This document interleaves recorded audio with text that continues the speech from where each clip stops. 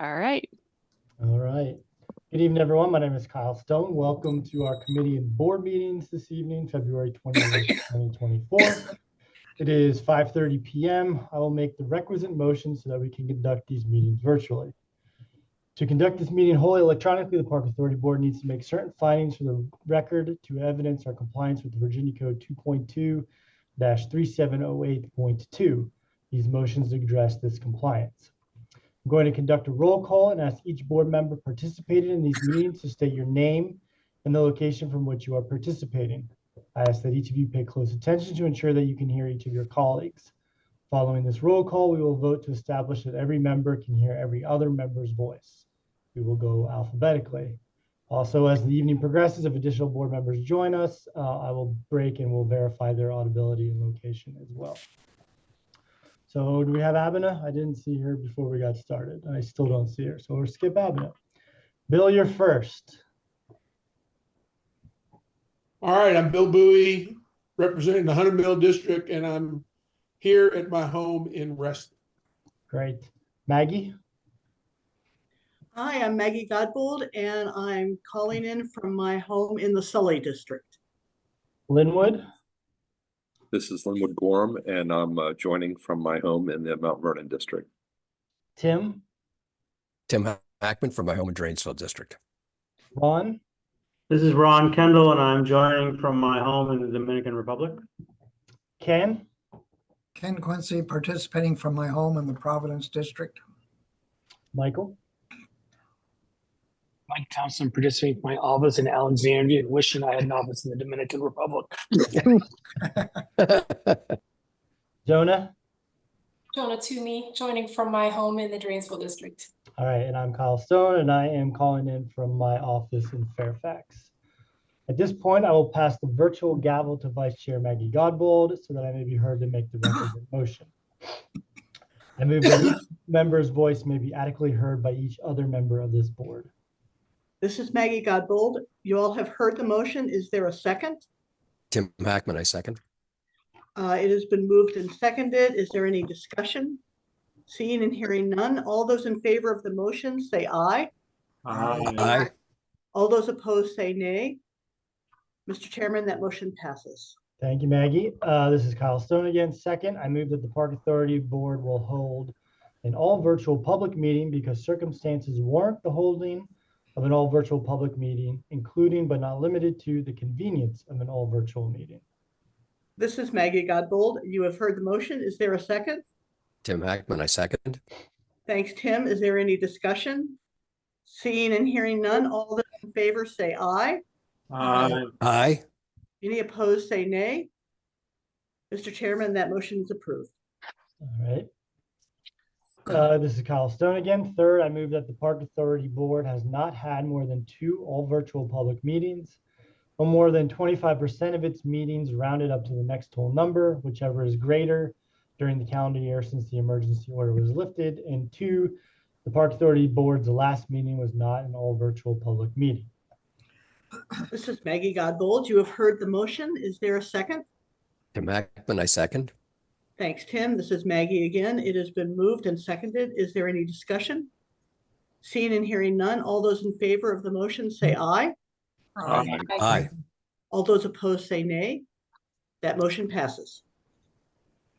This is Kyle Stone again. As a result, I further move that the Park Authority Board conduct this meeting electronically through a dedicated video and audio conferencing line, and that the public may access this meeting by calling 602-333-0032 and entering access code 646450.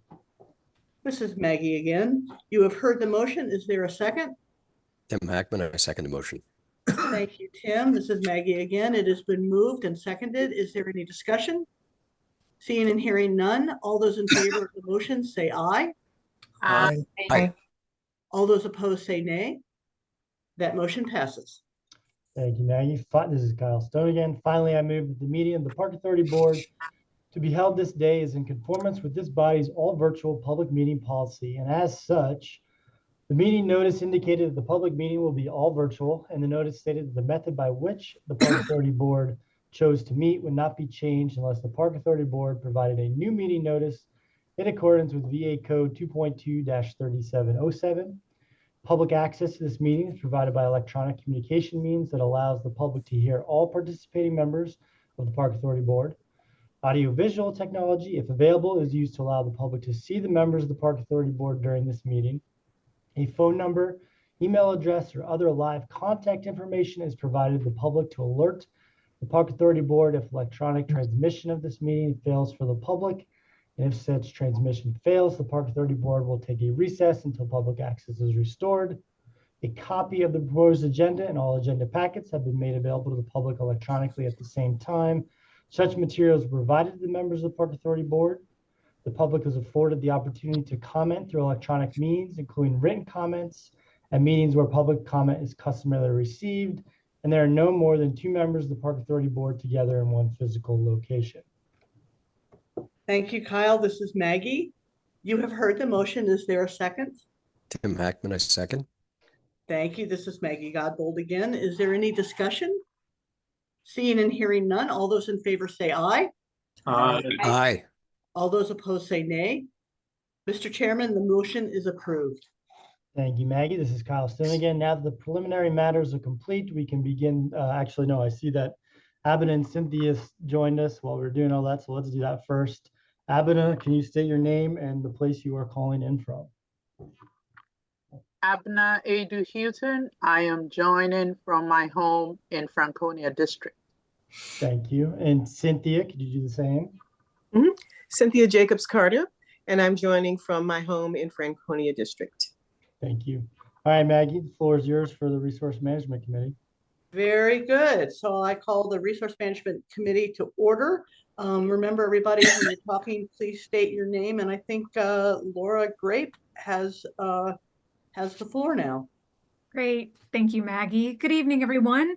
This is Laura Grape, Resource Management Division Director. I'm joined tonight by Dr. Liz Crowell and David Bukta, who will be sharing the updated Cultural Resource Management Plan for your review tonight. The plan is part of the Park Authority's continued efforts to promote the culture of resource stewardship in the county and continue in its mission to protect cultural resources for present and future generations. It outlines the responsibilities of the Heritage Conservation Branch and the Archaeology and Collections Branch and reinforces Park Authority policies and implements goals set forth in several overarching Park Authority and countywide plans. These include accreditation through CAPRA and the American Alliance of Museums as well. And with that, I'm going to turn it to Liz Crowell to kick us off with this presentation. Thank you. Okay, well, first of all, thank you all for having us here. And David is going to address the first slide. And I'm Liz Crowell, and I'm Archaeology and Collections Branch Manager. Yes, thank you, everyone. I'm David Bukta. I'm the Heritage Conservation Branch Manager for the Park Authority. And as Liz mentioned, we're going to be presenting the update for the Cultural Resource Management Plan this evening. And we'll go to the next slide, please. So the Cultural Resource Management Plan was developed to manage and protect cultural resources for the present and future generations. The first one was approved by the Park Authority Board in 2006. In 2018, we did update it, and at that time we streamlined the archaeology and heritage conservation branches for more capability and also for ease of use. And in 2024, our plan will reflect changes to legislation, policy, and procedure, and our approaches to cultural resources. We have 3 management themes that are tracked. That would include inventory and planning, management and protection, and stewardship education. The 2024 plan is going to be adding a new management theme, data management and technology. This function was previously incorporated into our other themes, but it's a very integral part of our process that we're going to be calling out separately. Next slide, please. So the current update will reflect changes that have occurred in the past 5 years, including further emphasis on an incorporation of diversity, equity, and inclusion in the interpretation of cultural resources, and also the incorporation of technology in all aspects of our archaeological work, including relational databases, GIS, GPS, and the use of virtual and augmented reality. Next slide, please. And one thing I want to add here is that the Cultural Resource Management Plan, the 2024 update, is really a roadmap for our future work, which will extend beyond the 5 years and is really dependent on the availability of funding and staffing. Now, David started talking to us about the different themes. The first management theme is inventory and research, and this is understanding what we have. And this includes inventories that are going on of cemeteries in the county, of our archaeological and museum collections, and also inventories of buildings, structures, and landscapes. So we're assessing our cultural resources as part of this, but also conducting inventories so that we are as up to date as possible and have a good handle on what it is that we have in the county. Next slide, please. The next management theme is planning and protection. And this is cultural resources are non-renewable. And among the things that we're trying to do are to create site or resource specific planning documents, and this cultural resource management plan is an example of this, as well as master plans and planning that we do for collections. As well, we address threats to resources, and this can include activities such as encroachment and relic hunting, or just general wear and tear on different properties. Also, we're looking to ensure documentation or data recovery for the resources that we have. And important as to what I was talking about before, but maintaining a professional technical staff, and that's both for heritage conservation and archaeology. David?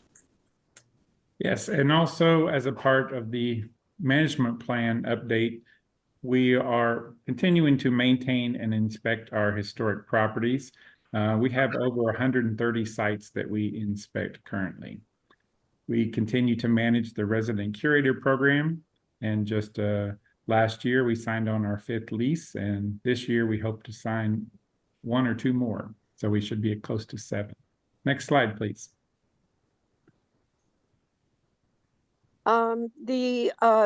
The new management theme that we're introducing is data management and technology.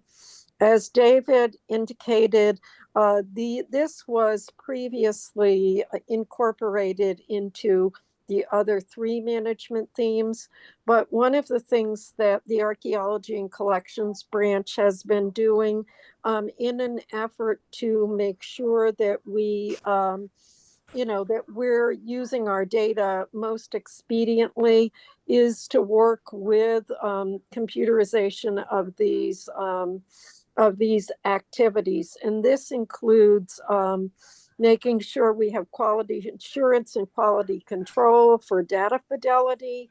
We're in the process of transferring archaeological data to a new database, moving away from Access as the county does. And we're using technology to make ourselves more, we're leveraging technology to make ourselves more efficient and to keep, on the cutting edge of things. And as well, this allows us to share our data with others. Next slide, please. So our final theme is the management plan update. And in the management plan update is the stewardship, education, and history matters. Within that, we establish many and maintain partnerships with state, local, regional partners. We provide outreach and education throughout Fairfax County and beyond. We conduct training, and we also provide public outreach tools. And I would also encourage you, before we move on to questions, to review your packet for our FY23 accomplishments as well as FY24 planning. And next slide, please. That leads us to questions.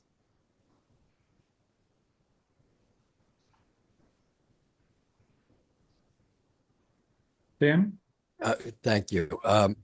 David, Tim Hackman, are we digitally capturing the artifacts that we are at least newly collecting at this point? In terms of, you mentioned making more use of our IT capabilities, et cetera. Yes, we are. We're using, as I said, we're transferring existing information to a newly developed database. We also, for museum collections, use rediscovery software, and we have in the neighborhood of 3.5 million artifacts that we're stewards of, and in the neighborhood of 10,000 museum objects. And so we're trying to maintain as much information as possible on them electronically. Exactly. So in addition to the information, are we actually capturing images of those artifacts too? We Is are. there entered into the collection, or trying to go back and do that?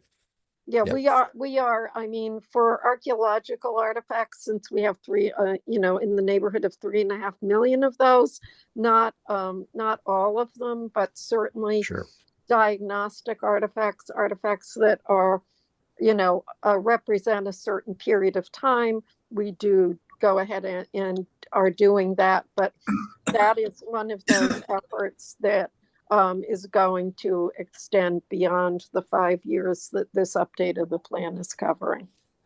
Thank you. Makes sense. Other questions? Linwood, do you have your hand up, or are you just, okay. Anybody else? Questions? Yeah, I've got one. Oh, I'm sorry, Ken, go ahead. At the very beginning of the presentation, you mentioned part of the plan was to govern, to use the word loosely, encroachment. Is that an issue? I mean, one of the things that we're looking at is, we do have issues of encroachment. And very recently, within the past week, we had a property out in Centerville where it was reported that there had been some ground disturbance done, and it was in a part of the park that wasn't visible from the road. So we do have people who come onto parkland and either do just ground disturbance, either as relic hunters to try to collect things, or for whatever reason, maybe kids building forts or something like that. So we do have a certain amount of encroachment. And if we do look on the aerial photographs, we do see that. So that's one of the things that we're trying to, keep track of as far as what we can collect as part of data management. Thank you. Okay. Any other questions for the team? You guys do such a great job. Thank you so much for your presentation. If there's no other discussion, then we'll adjourn the Resource Management Committee. Thank you all very much. Thank you. Thank you. You bet. Thank you, Maggie. All right, we'll now sit quietly for 5 minutes before we can start the next committee. Was it 5:50 or 5:55? I'm looking at 5:55 on my sheet. Maybe it is 5:50. Who's gonna? Don't know. It says 5:50 on the online version. Okay, that's the right Yeah, one. No, That's the one that's No, published. I meant No, it says 5:55. So it says 5:55. 5:55. 5:55. We have an extra 5 minutes. So yes, back to what I was saying. Yes, All right. my bad. right, Bill, you're up. All right, I'd like to call to order the Communication and Community Engagement Committee meeting and turn it over to Jay.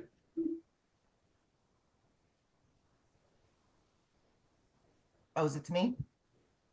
So, as if you remember, all the way back to our last meeting, we were talking about the HRNA equity study. And in the end of the last slide, we talked about sort of the next steps. And so we presented our findings and our recommendations to the Board of Supervisors. So we were at the Park Authority Board on January 24th with Stan from HRNA. And then January 30th, we went to the Board of Supervisors to discuss that.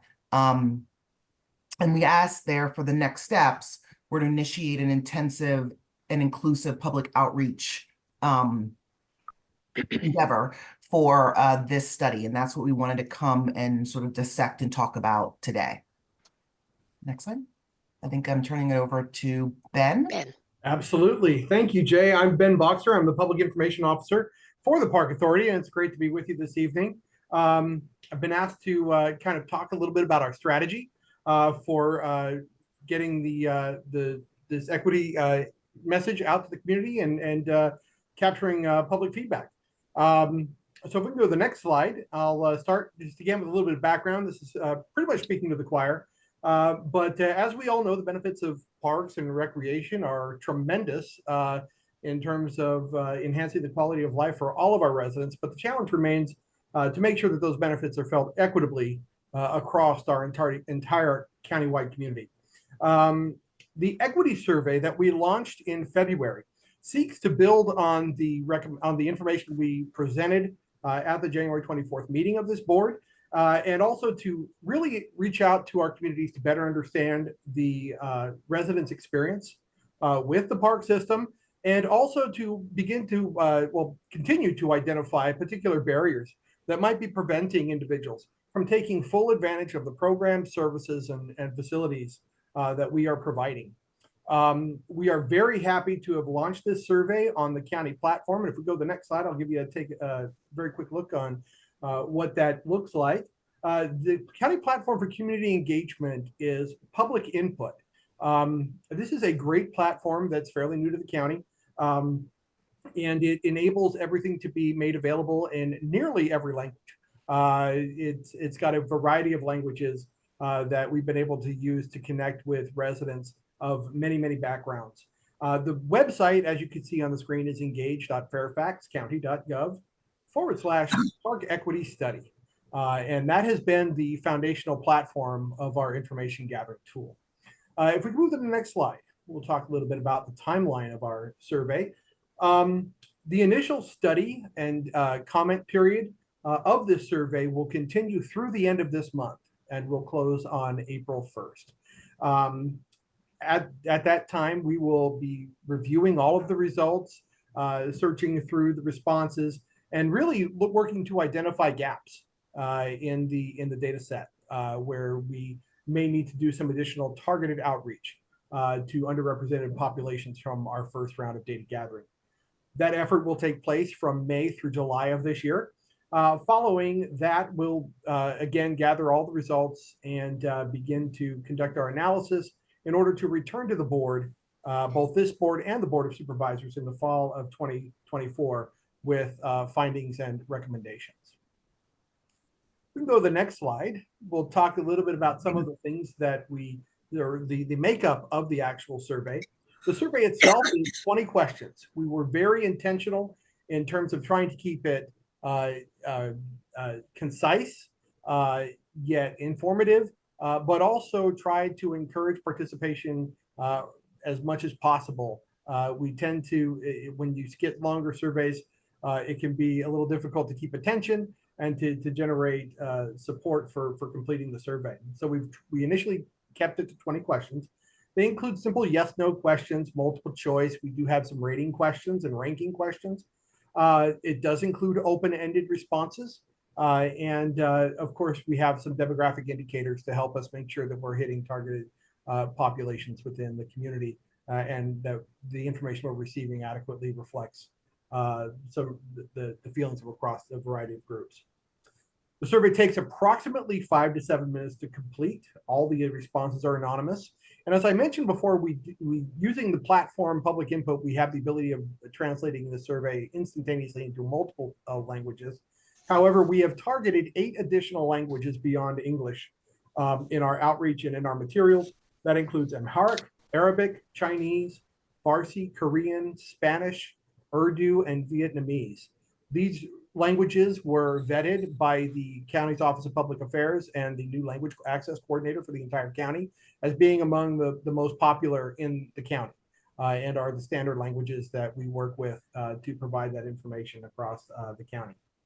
And as I mentioned before, that survey will be open through April 1st. Go to the next slide. I'll talk to you a little bit about the materials that we've prepared to help us spread the message and the materials that we have available. Obviously, we do have the HRNA study and report, which was presented to this board and the Board of Supervisors. We have all of our presentation materials and the recordings of those presentations available on Public Input. We do have the survey, of course, available in digital format, but also printed hard copy, which we have been making very good use of as we've been participating in a number of public meetings, which I'll touch on here in just a moment.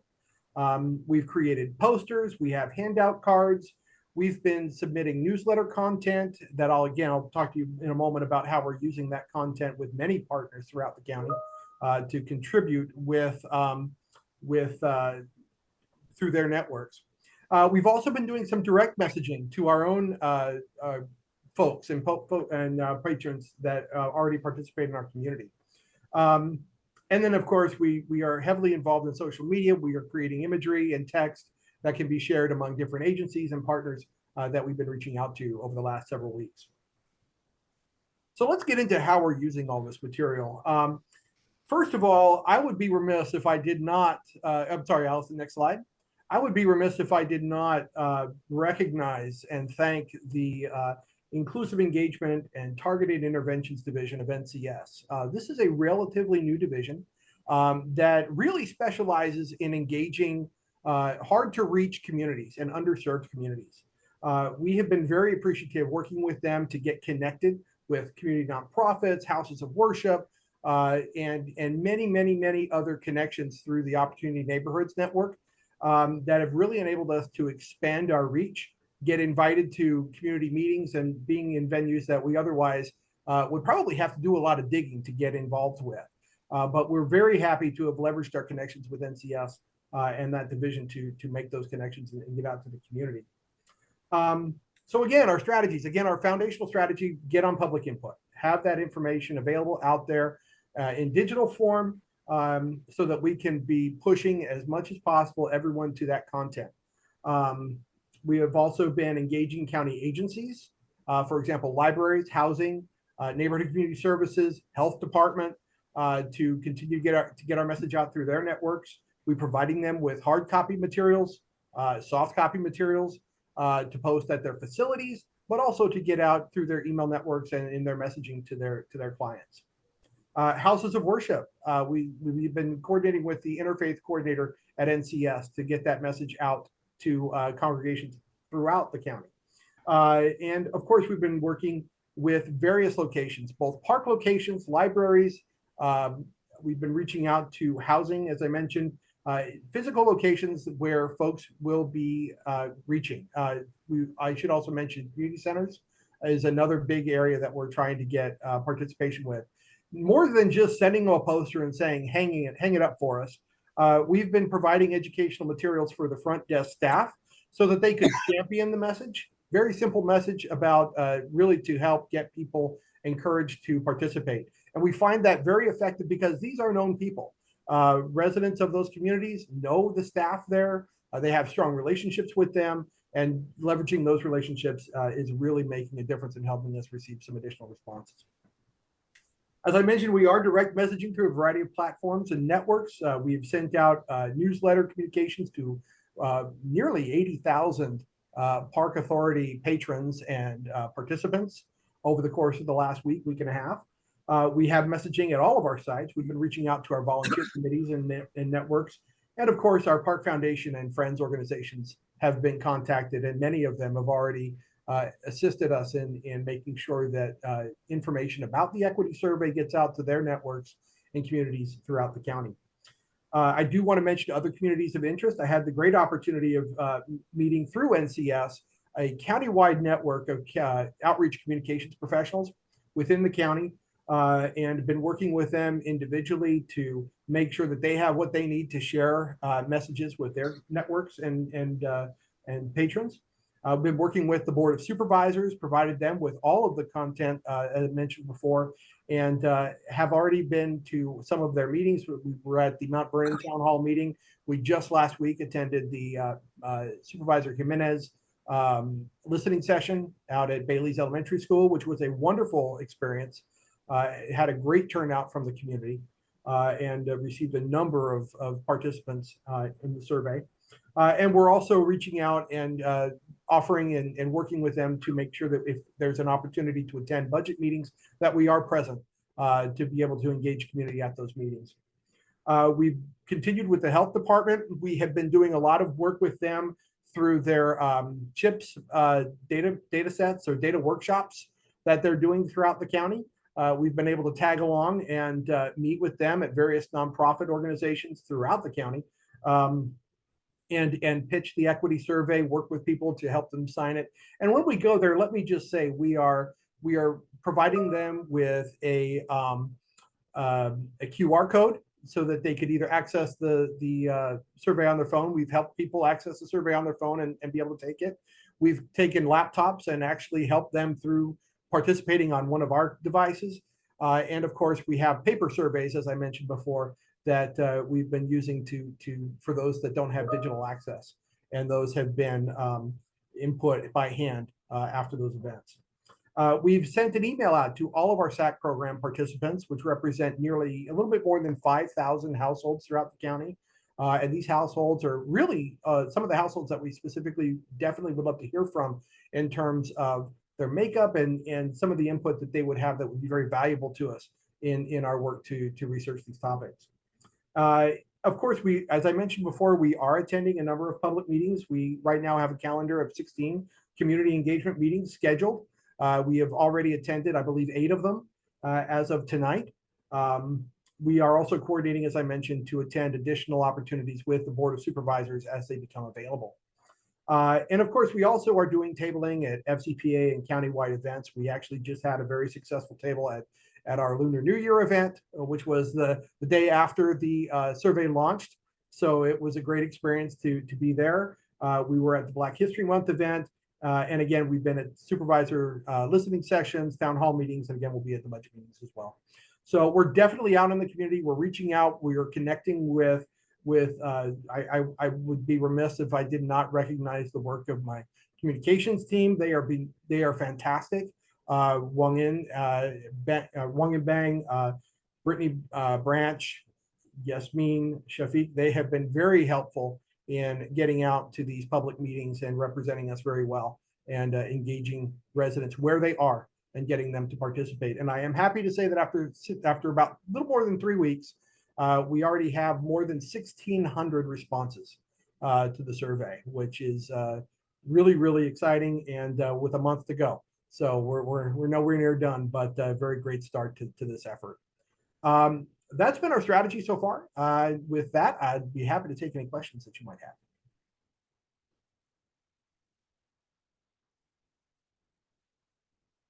Any questions? Yes, Jonna. Jonna Toomey. First of all, I am so blown away by this amazing effort. I mean, it sounds like you guys are really everywhere with the survey. I guess my question is, and I mean, I feel like one of the most challenging aspects of this is that you're trying to get opinions from people who don't attend Park Authority events and activities. So I just was curious as to sort of your thinking behind, how are you thinking about that? How are you thinking about getting the people that are not normally joining us for activities?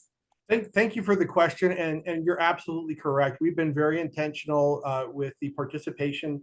Again, I have to point to the Inclusive Engagement and Targeted Interventions Division of NCS. Their help, this is really what they specialize in. And it's really through working with them and through getting connected with opportunity neighborhoods. We're leveraging those networks where people are already participating and people are already involved and engaged, and basically tagging along, riding along, making introductions. And I will tell you, I have been myself to a number of events where, you know, I'm meeting with people that haven't been to a park or don't have a park rec center membership. And really having some very valuable engagement with them and listening to their stories. But really, that's been the whole focus behind our approach to working with NCS and their connections, getting people where they are. That sounds tremendous. Is there a question on the survey that is, I mean, is one of the questions, do you have a rec, so it asks, like, do you have a rec center membership and do you go to parks, that kind of thing? Absolutely. And I'd welcome anyone who would like to review the survey online. We can get you that link. But yes, it does ask specifically, do you have a Park Authority membership? And more importantly, for those people that do not have one or that do not participate in exercise classes or swim lessons, the question is really, what might be preventing you? And that's where we're getting some really valuable feedback. And there's that's one of our multiple choice answers, has everything from, I didn't know about it, nobody speaks my language, it's too far from my home, et cetera, et cetera. And really, it does have the open-ended option to that as well. And that's where we're getting some really good quality feedback. I would encourage all of you that haven't done it to take the survey. It's really, really insightful. Ron, you had your hand up. Yeah, I guess my question is, it is an anonymous survey, but is there demographic information we can glean from it so that we can identify either districts, facilities, or even if it's just what language they filled out the survey in would be helpful? Yes, sir. Thank you for the question. The answer is easily yes. We do have a specified link for each survey or each language of the survey. So when you go to the initial page, you can actually click the language of your survey, and that opens up an initial collection device. All of the results are put into the same bucket, but that enables us to parse out how many responses we're getting in the different languages. So that helps with understanding how many we're getting in different languages. In terms of other demographics, we do have economic indicators, as well as household membership and the makeup. And most importantly, in terms of geographic location, is the zip code. Any other questions? No? Okay, we've done everything for this committee. So thank you, Ben. Great work. And with that, we are adjourned. Thank you. Ken, you're up. You're on mute, though.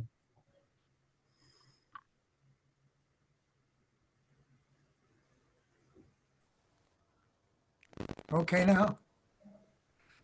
Ken Quincy, and I call the Planning and Development Committee meeting to order and turn it over to Brendan Heffernan.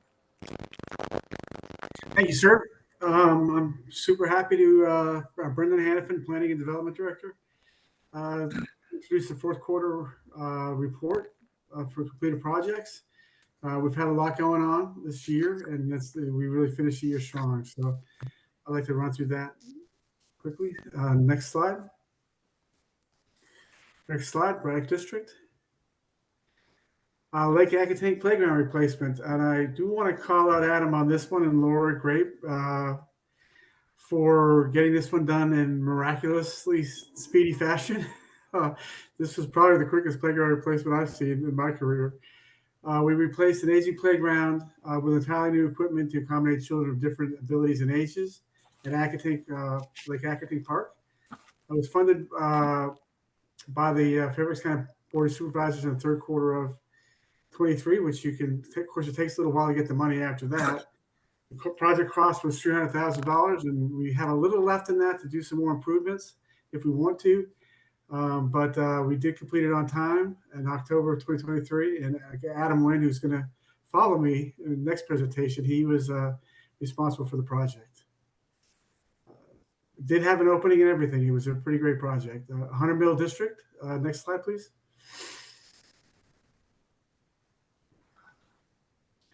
Lake Fairfax Bird property demolition. The scope of work included demolition of 3 residential and 4 ancillary structures located off Hunter Mill Road. A long-term project. The existing utilities were disconnected and made safe.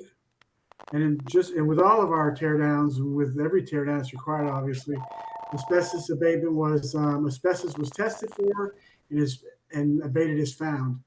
On existing fuel tanks were emptied and removed as well. The project utilized bond and sinking funds. It was $295,000.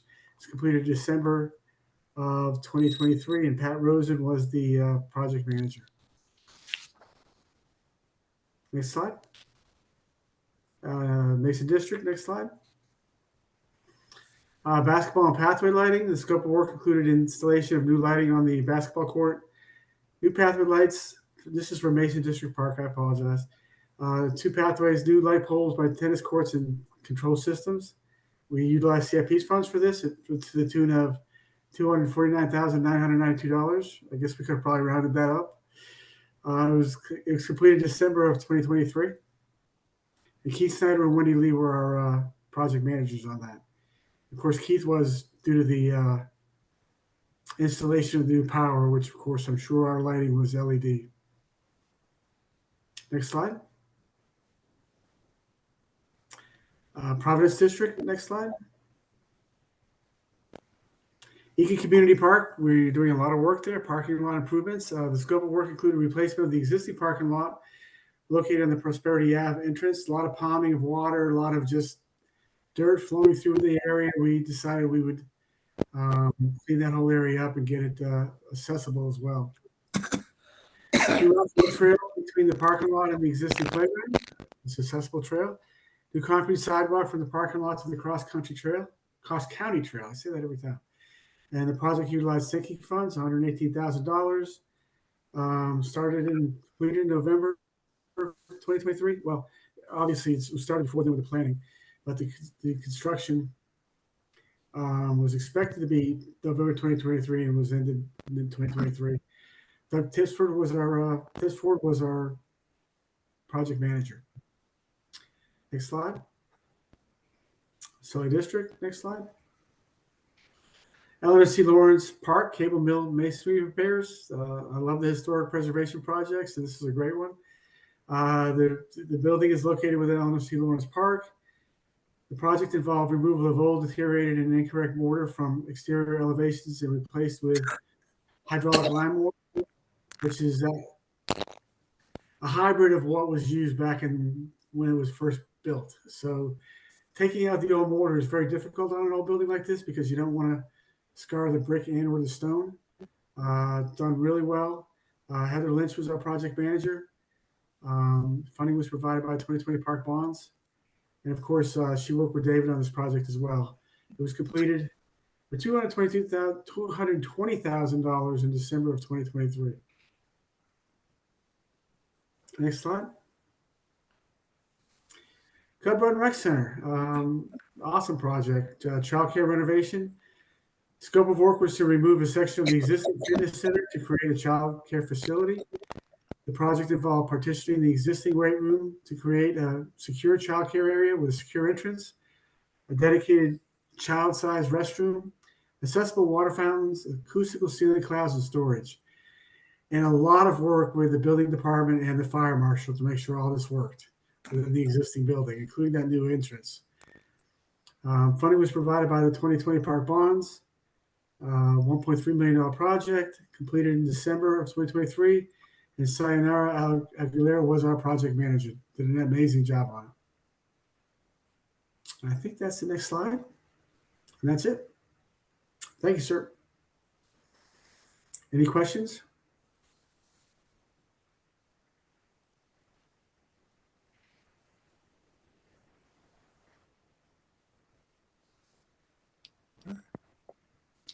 All right, well, the board to come in May. We'll be showing you this quarter's projects. Ken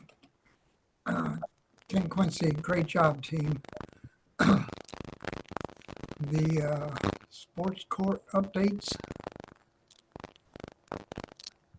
So again, good evening, Jay Cole, Executive Director of the Park Authority. So this is an update for our sports courts. Some of this was one of the reasons why we're coming is because there was a significant pickleball advocacy that happened at the Board of Supervisors, I believe late last year. And so one of the requests from Chairman McKay was that the Park Authority were to give an update on where we are with pickleball. We wanted to take this opportunity to update on pickleball, but also all of the sports courts, because as you'll see at the end, they all compete for the same sort of funding pool. And so the idea here is to give everybody an update and sort of where we're going with sports courts in general. And then hopefully this can serve as part of the update to the Board of Supervisors. So I will now turn it over to Adam to get the presentation. Hello, everybody. My name's Adam Wynn. I'm a project coordinator with PDD, and I will be presenting with Karen DeVore tonight. Like Jay said, where we are at with everything sport courts and the work plan for the year ahead. Next slide. So currently FCPA has 412 sport courts within the county. Of these, 43% are tennis, 35% are basketball, and about 16% now are pickleball play. The remainder is made up of volleyball, racquetball, handball, and our one futsal court. Of note is 41 tennis courts in the last 4 years have been converted for either shared or dedicated pickleball use. So that equates to about a 21% decrease in our tennis only courts. Next slide, please. So it's not only about how many courts FCP has, but also how usable are those courts. So this includes factors such as the number of lit courts where you can play during the shortened days of winter, or how many courts actually have a place to park if you do not live by. And then finally, the conditions of the surfacing, which Karen will dive more into later in the presentation. The charts on the screen provide a snapshot of some of these factors. About 33% of FCPA sport courts are lit, and then tennis makes up nearly half of FCPA's lit courts, with the remainder split between basketball and pickleball. So most of FCPA courts have available parking, but there's still courts in parks that do not have parking. And this is an important consideration when making improvements, as it could result in folks actually parking on local streets. Next slide, please. Pickleball has really gotten all the attention over the last several years when it became basically viral during the pandemic. FCPA completed a pickleball study in 2021 in which we had over 1,800 participants. The study provides criteria for planning and designing pickleball courts and includes design guidelines. Since the study, 54 pickleball facilities have been added, of which 16 are dedicated pickleball only. Compared to the surrounding jurisdictions, FCPA is actually faring pretty well with the number of pickleball facilities. While pickleball was not included in the 2006 needs assessment, Montgomery County, who shares some similarities with Fairfax County, has a recommended standard of 1 pickleball court per 25,000 in their 2022 PROS plan, which they far exceed. So using a similar metric, Fairfax County would need at least 46 pickleball courts, which we meet. But I think it's important to understand that pickleball continues to kind of grow at this accelerated rate. So it's kind of like trying a bit to like catch a speeding bullet. It's growing every day. Another thing I wanted to point out is while Montgomery County is winning on this chart, most of their shared use courts utilize tape for their pickleball striping, which is more of a temporary measure. So we've avoided using tape basically due to the maintenance and safety issues that poses. Next slide, please.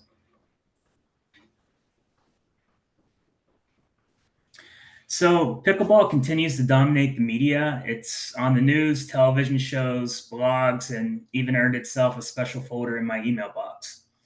Some of the hot topics are noise impacts to surrounding residences, conflicts with tennis player use, and the ever popular we need more pickleball courts in our community. I shared a slide because I think it's easy to lose sight that there are other sport court needs that often can be drowned out by this hype. Next slide, please. So more locally, the pickleball community petitioned to the BOS advocating for more dedicated pickleball courts in the county. The petition had over 1,300 signatures and specifically requested to convert 2 tennis courts at Nottoway Park into 6 dedicated pickleball courts. So the letter to the BOS explained that the need is for complexes of at least 4 dedicated pickleball courts throughout the county, basically to facilitate better group drop-in play. And this petition was partly spurred by the usage restrictions that went into effect for Vienna's pickleball courts around that same time. Next slide, please. So pickleball is growing at a faster rate than tennis, but in comparison, tennis has around 23.6 million players, while pickleball has around 8.9 million. It is important to understand that both sports are growing and tennis is not being replaced by pickleball. Rather, they are both growing sports with many players often taking part in both. Dual-use courts strike for both pickleball and tennis were a great initial strategy to build up capacity in a quick time frame. But as both sports grow, they are beginning to compete for the same limited court capacity. To date, 41 tennis courts have been converted for pickleball use. So while the dual-use courts can technically facilitate tennis or pickleball play, they're really being primarily used for pickleball now. So what this all equates to is that FCPA is near a point where most of the underutilized tennis courts have had pickleball incorporated, and new pickleball facilities cannot really be at the expense of tennis. So as a future strategy, it's recommended that further pickleball development should really focus on new dedicated pickleball courts that are bond funded and not necessarily maintenance dollars that are needed for keeping all of our court types in working condition. Dedicated pickleball courts are preferred because they eliminate conflict with tennis use. They have reduced operational costs, and they also allow for easier groupings of multiple courts. Next slide, please. Staff conducted research both in the field and by researching how other jurisdictions are handling the noise associated with pickleball play. Pickleball play basically is twice as loud as tennis within the same distance. Pickleball also has a higher pitch than tennis, which tends to stand out, equated to a constant pop, pop, pop sound all day. Some jurisdictions in more urban areas, such as Arlington, have invested in acoustical panels to help mitigate the noise. But studies shown that these panels can actually have unintended effects, such as directing noise in the opposite direction. Plus, they're expensive. So there's been a lot in the media lately about the possibility of requiring players to use quiet pickleball paddles, which are notably less loud than the other paddles. As of last November, USA Pickleball certified its first quiet pickleball paddle. And I think while this is a great step forward towards mitigating noise, the primary issue is that FCPA would have no way of enforcing a policy like this if someone shows up with the wrong type of paddle. Chances are they're still going to play. So really, distance has been proven to be the only absolute way to mitigate noise. Internal planning guidelines are for new pickleball to be located at least 250 feet from residences, and 200 feet can be considered if there's a tree buffer. So to build from the previous slides, the majority of FCPA tennis courts are closer than 250 feet to residential properties. And most of the courts that are outside this distance have already had pickleball added. So this really emphasizes the need for new dedicated pickleball courts as we move forward, as the existing tennis courts that we have are already within that distance. Next slide, please. A lot goes into court types and how they're decided and determined where in park. But regardless of if it's done in a master plan or during development, these are kind of all the criteria that we look at. The first consideration is input from the community, obviously, and the demand. Some areas of the county may be saturated with one court type while lacking in another, or it may be that a particular community is not interested in pickleball and maybe would rather have a futsal court.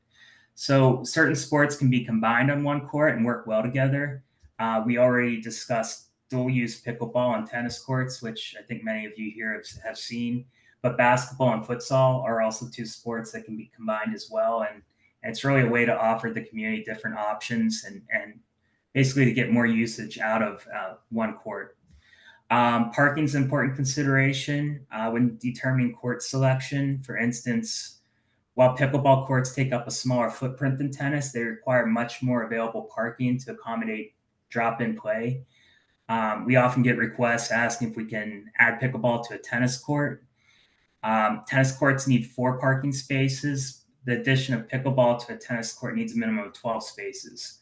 So the point is that it's not just about having room for a court, but ensuring that the rest of the facilities in the park can accommodate that change. Courts should be designed as part of an overall park design and consider adjacencies such as playgrounds and dog parks. The operational and maintenance of a court needs to be considered. Courts all need resurfacing eventually. Some of our pickleball courts have rolling nets.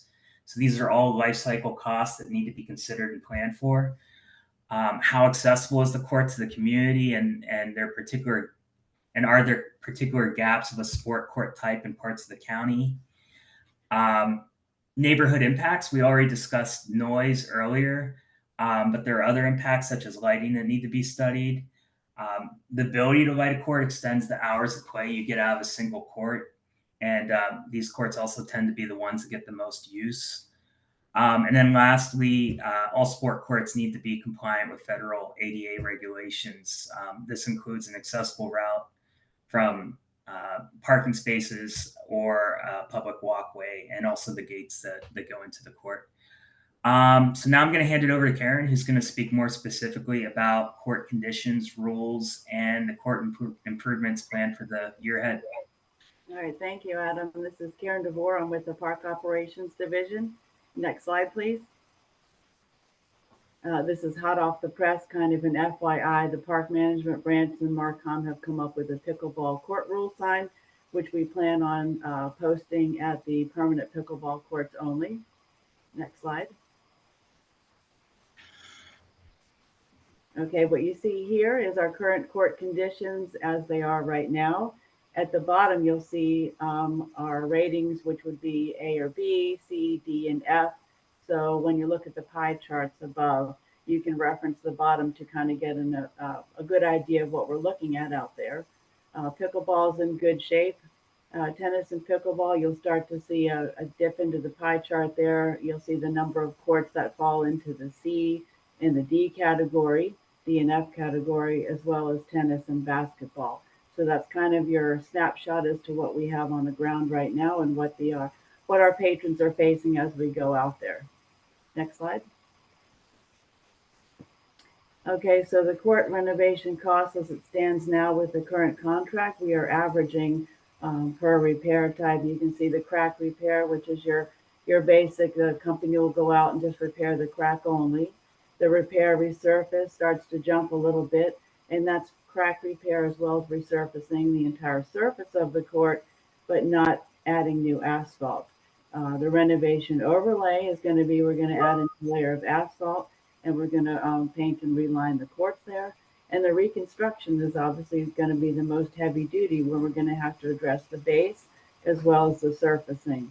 As far as our, I guess you could say, most popular option would be the renovation overlay. We find ourselves doing most of those, and that is in response to the assessments we do on the ground and what the court needs at the time. Next slide. On the left, we see the total renovation funding. And when we say renovation for this slide, this could be anything from the crack repair up to the reconstruction. So we have on the left the aggregate of the totals by court type: basketball, futsal, pickleball, and tennis. And in the orange for futsal represents a new futsal opportunity we provided in 2020 at Spring Lane Park in the Mason District. And the rest you can kind of see where the funding's been going over the past 5 years collectively. On the right is the deferred maintenance needs. So this is where we are right now based on the courts we identified in the pie charts that have different needs of repair and renovation levels. So that's our needs right now for funding and repairs. Next slide. In 2023, this is what we were able to accomplish. 16 tennis, 2 full basketball, 2 half basketball, 14 pickleball. Other than the 4 new pickleball and the 2 half, the other ones on the chart were the renovation level type. Next slide. So our work plan summary. The number of courts we were able to renovate the past 5 years kind of correlates to the slide above, which showed the figure we spent. It needs to be a number of courts we repaired in the last 5 years. So again, you can see where we've spent a lot more money on pickleball than we did on tennis and basketball and futsal. And that demonstrates that. And we have for the calendar year 2024, this is what the number of courts we have planned per court type. Next slide. The 2024 proposed tennis pickleball work plan is as follows. Most of these are the reconstruction level, which again deals with the base as well as the surfacing. You're almost building a brand new court or courts. And at the end, we have a Mason Neck West, which is our repair resurface. And the projects range from $39,000 to $307,000. Our funding sources we're able to use our annual operating maintenance dollars. We have some ARPA funding. We have general fund sinking fund. And we have some proper money we're throwing at these. Next slide, please. And this is kind of an overview of where our tennis courts are, and as far as the tennis courts and the dual use tennis courts. And that gives you an overview of what we have available across the county to our patrons at this time. Next slide. And this is our renovation efforts for the year 2024, and you can see how they're spread out around the county as well. We have the tennis and the tennis goal, and we'll get to basketball in a little bit, but this is an overview of where they're located within the county. Next slide. And again, you're looking now at the pickleball map of where we have our opportunities in the county for pickleball. And then we have a basketball half, 1-line court down there over at Holland Hall and Providence. We have a couple pickleball on top of basketball courts. Next one. And then we have our Mason District and Mason Neck West, which is our 2024 pickleball efforts we have planned. Mason District, we're toying with the idea of adding 2 new permanent pickleball courts there and maintaining the 6 tennis courts intact. Mason Neck West, there's actual PO cut for that, and there'll be a renovation of the 2 tennis courts that are there, and with the addition of the dual use pickleball court on one of the tennis courts. Next slide. And here we're looking at our basketball opportunities we have for 2024 in the work plan. We have stepped up our funding for basketball this year and trying to kind of cover the gap. As you saw in the pie charts and the graph charts earlier, basketball was falling really short. So we're making an effort to fund more reconstruction and renovation type projects on our existing basketball courts. And these will all fall under the D and F category and are much needed. And then in there we have McLean Central renovation, which is a Master Brook funded project, which we should be going in April. And the projects show they're ranging from 21 to 79,000, and the funding sources include our annual operating maintenance dollars, ARPA funding, Master Brook grant, and general fund sinking fund. Next slide.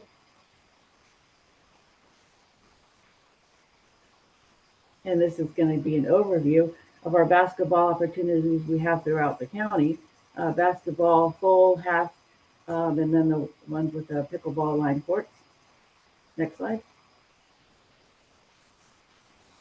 And then here's our efforts we have this year for the basketball renovation programs. They're spread out throughout the county using a variety of funding sources. And we're hopeful to get all these accomplished this year in 2024. Next slide, please.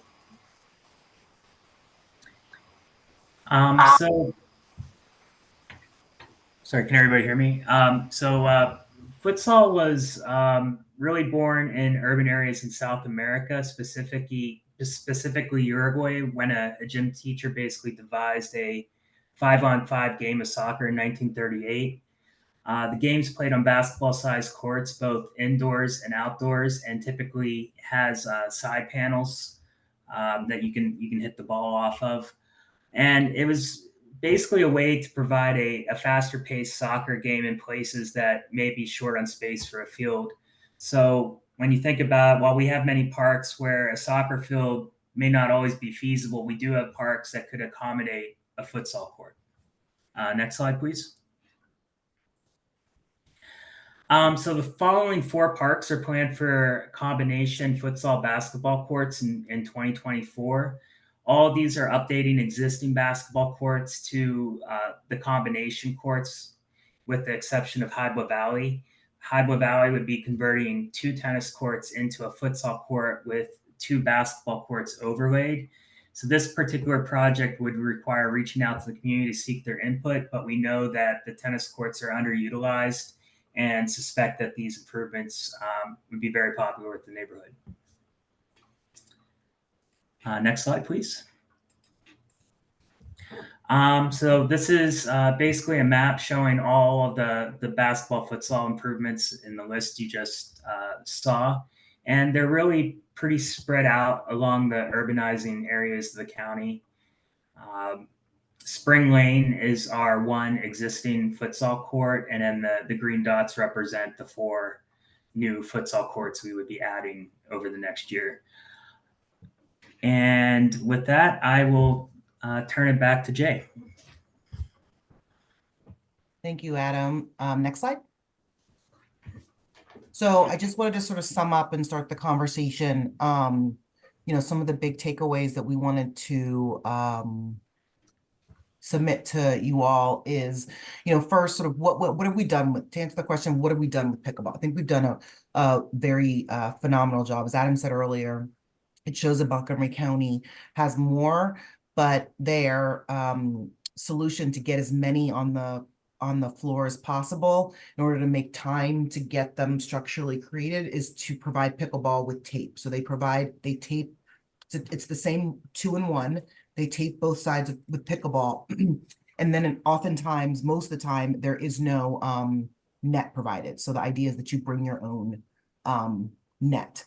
We provide nets and have painted facilities. So if you were to look at the number of actually structured pickleball courts, us versus Montgomery County, I don't know what the number would be, but I would not be surprised if we wouldn't be leading that effort, especially considering that we provide the nets. So prior to the study in 2021, FCPA had 28 pickleball courts total. We now have 82 courts, so that's a 293% increase just in 4 years, which is a phenomenal response to pickleball. A lot of the pickleball advocates are talking about dedicated pickleball courts, and we've added 16 dedicated pickleball courts since 2021. Again, we can't stress enough that we want to make sure, the worst thing in the world is give a community something and then have to take it away. And so we want to really, moving forward from here, have very strong site selection criteria to ensure that the pickleball is put in the right place in the first place. And that includes being at least 250 feet away from residential properties.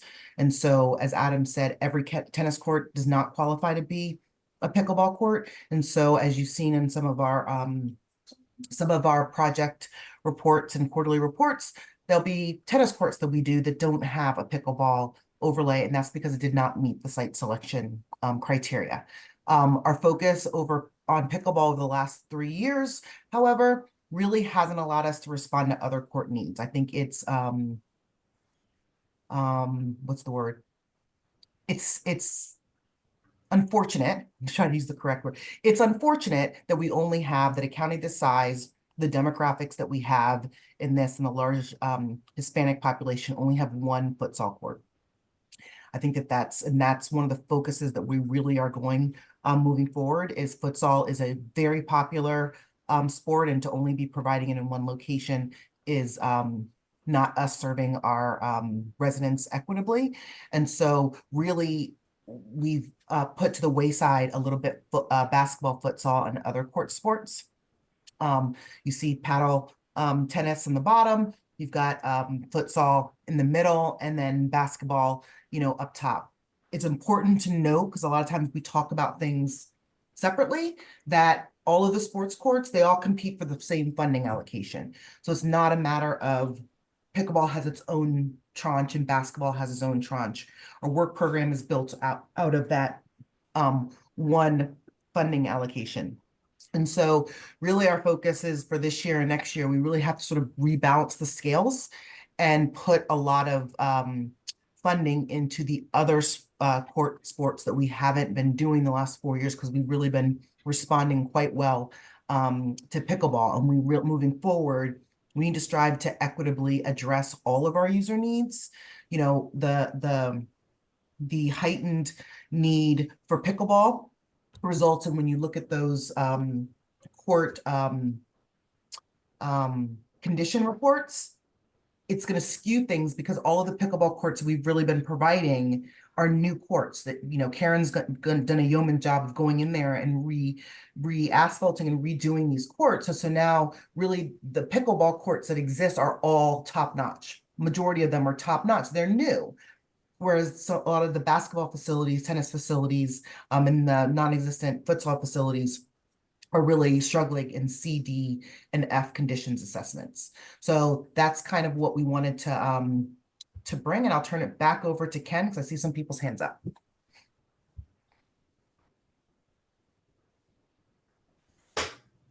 You're muted, Ken.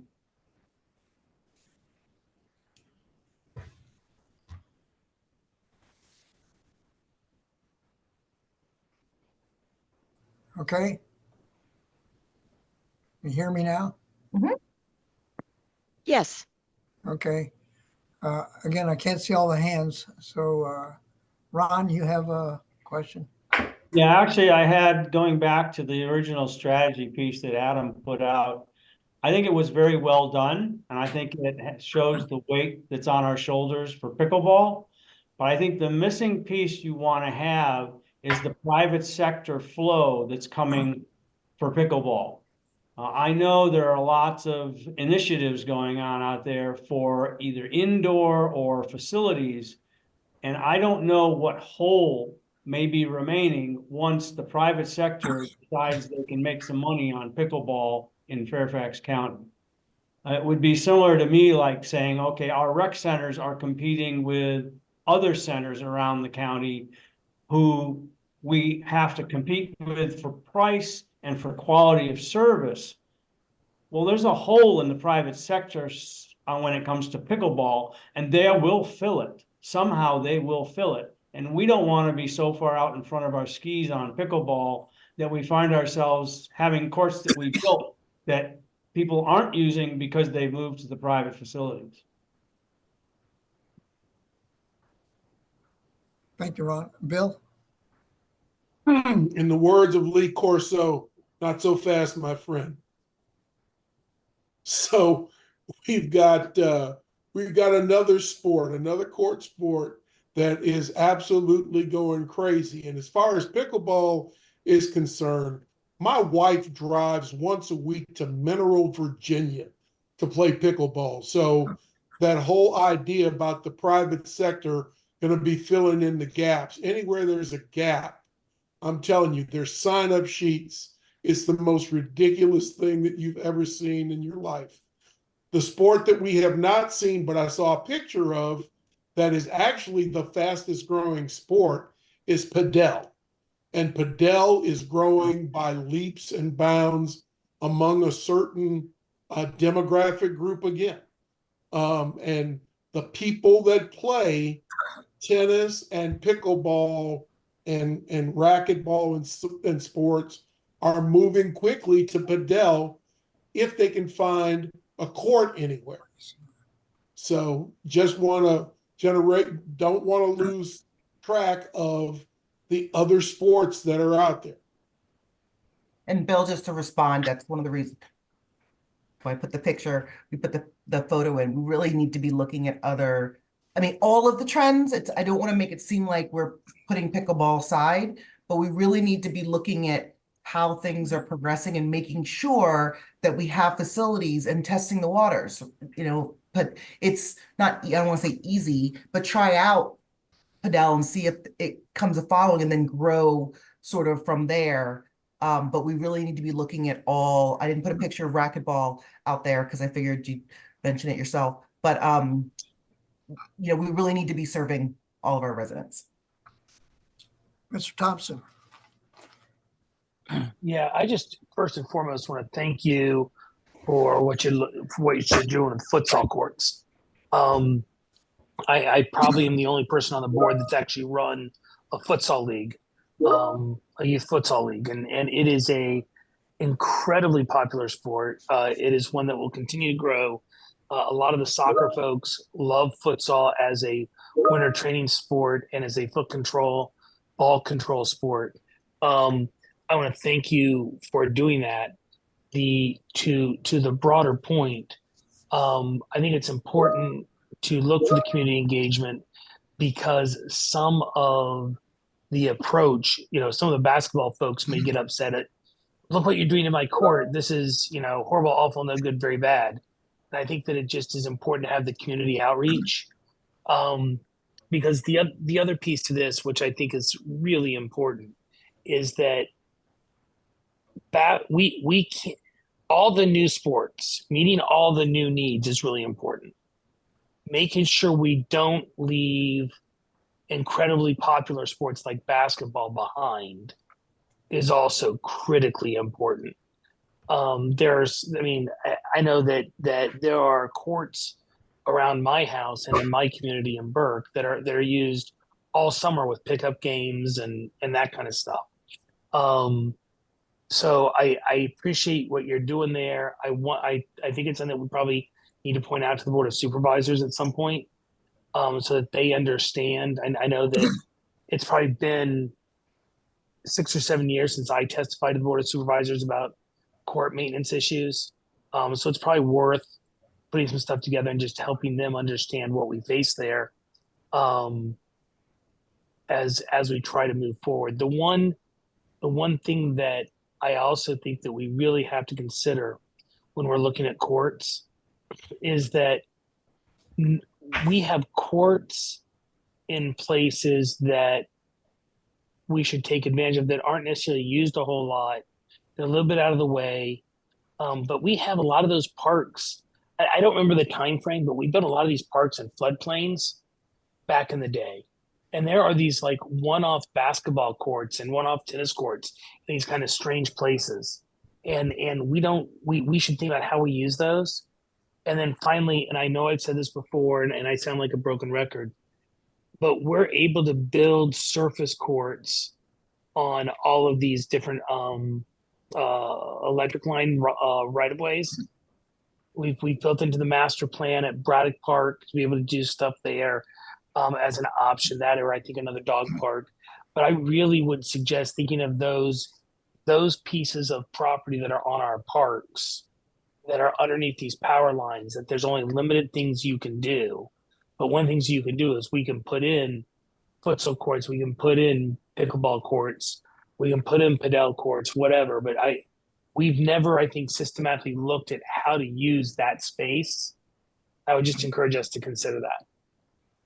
And I know I see Kyle's hand up, so I just wanted to respond. Thank you for the basketball comments. I need somebody else to talk about basketball. It doesn't always seem like, me. The thing about courts, and it's really the same thing with fields, right? But the thing about courts is you look at all of the numbers of things and you can check off where there's a basketball court. Is it really a basketball court? Is it usable? Are there roots coming up from top? Are people using it? And then you look at it and say, oh, nobody's using it, so let's turn it over to something else. Well, they're not using it because it's not good quality. And so really with courts, it's if you build it, you will come, they will come.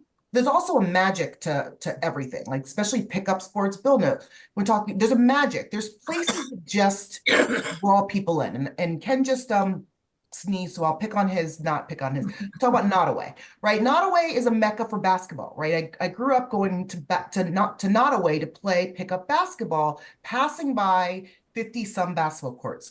So really it's finding those magical places. And when we're talking about co-location and community outreach, I really do believe in giving everybody something.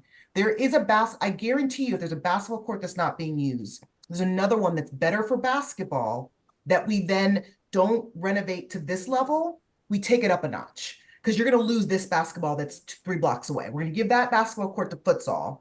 This basketball court, we're going to powder coat it.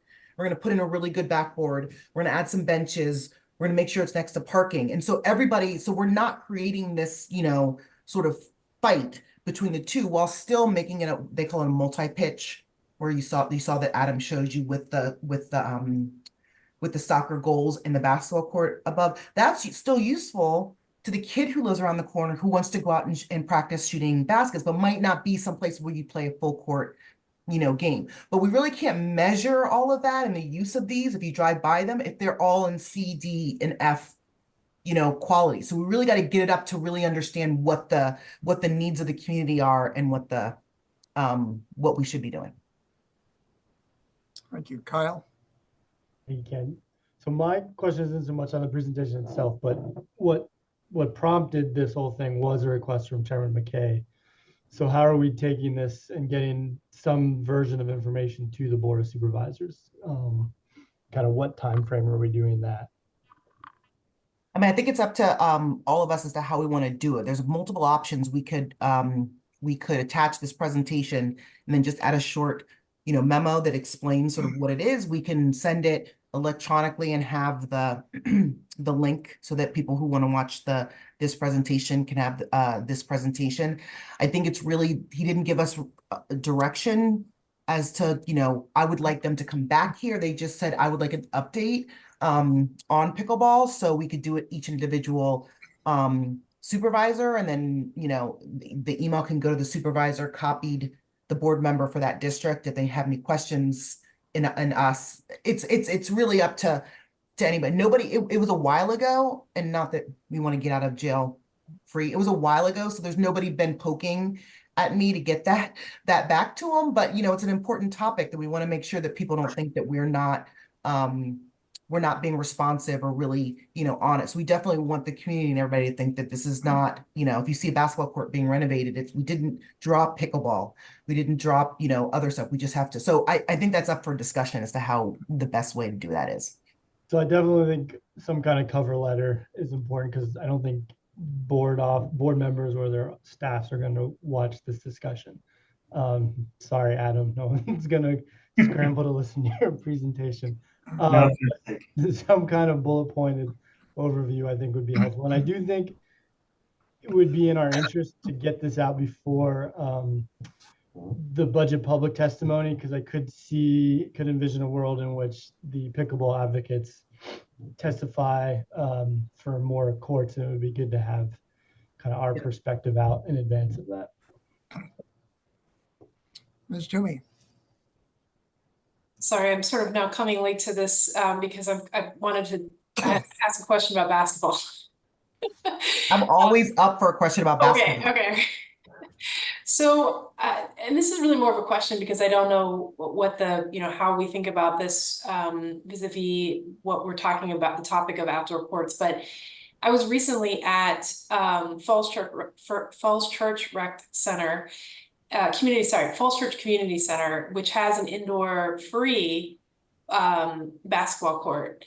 And I was chatting with the kids there. I was waiting for my daughter. She was taking a basketball lesson. And none of them lived in Falls Church. Tons of them lived in McLean. I was like, what are you guys doing here? Why don't you go to Spring Hill Rec? There's a basketball court there. Where do you guys, I was also asking them, hey, where can I take my daughter to shoot some hoops? Because, it's wintertime and it's freezing. It's literally too cold to be outside shooting hoops, at any of the local parks. And there's some great basketball courts in the area, but they are freezing in the wintertime, and they're not lit. So you can't, do that at night. And the kid said, oh yeah, we never go there. And I was like, why don't you go there? They're like, because it's not free. So these are kids, and it was a scene. There was hordes of kids, after school, mostly boys. That was another question I had for them, you know, and my daughter's basketball teacher, I said, what about girls who want to play basketball? Because the boys were just all over in my daughter's space. And she was kind of like, I don't know if I like this. This is, you know, and I said, you know, are there any courts that, like, you know, where they have a dedicated time for girls to shoot hoops, where it's a little bit less chaotic? She was like, not that I know of. You know, really if you're a woman and you play basketball, you go to, mostly you're playing in your college gym. Like that's where you see a lot of women playing basketball, George Mason, or, you know. So I guess my question is related to thinking about basketball and the winter time, and indoor court time for kids to play, or adults to play recreationally. So I think that, like, I'm just gonna stretch. I'm gonna tell everybody that nobody put you up to that question, but I thank you so much for that. So much for that question. You and I have never talked about basketball, Jay.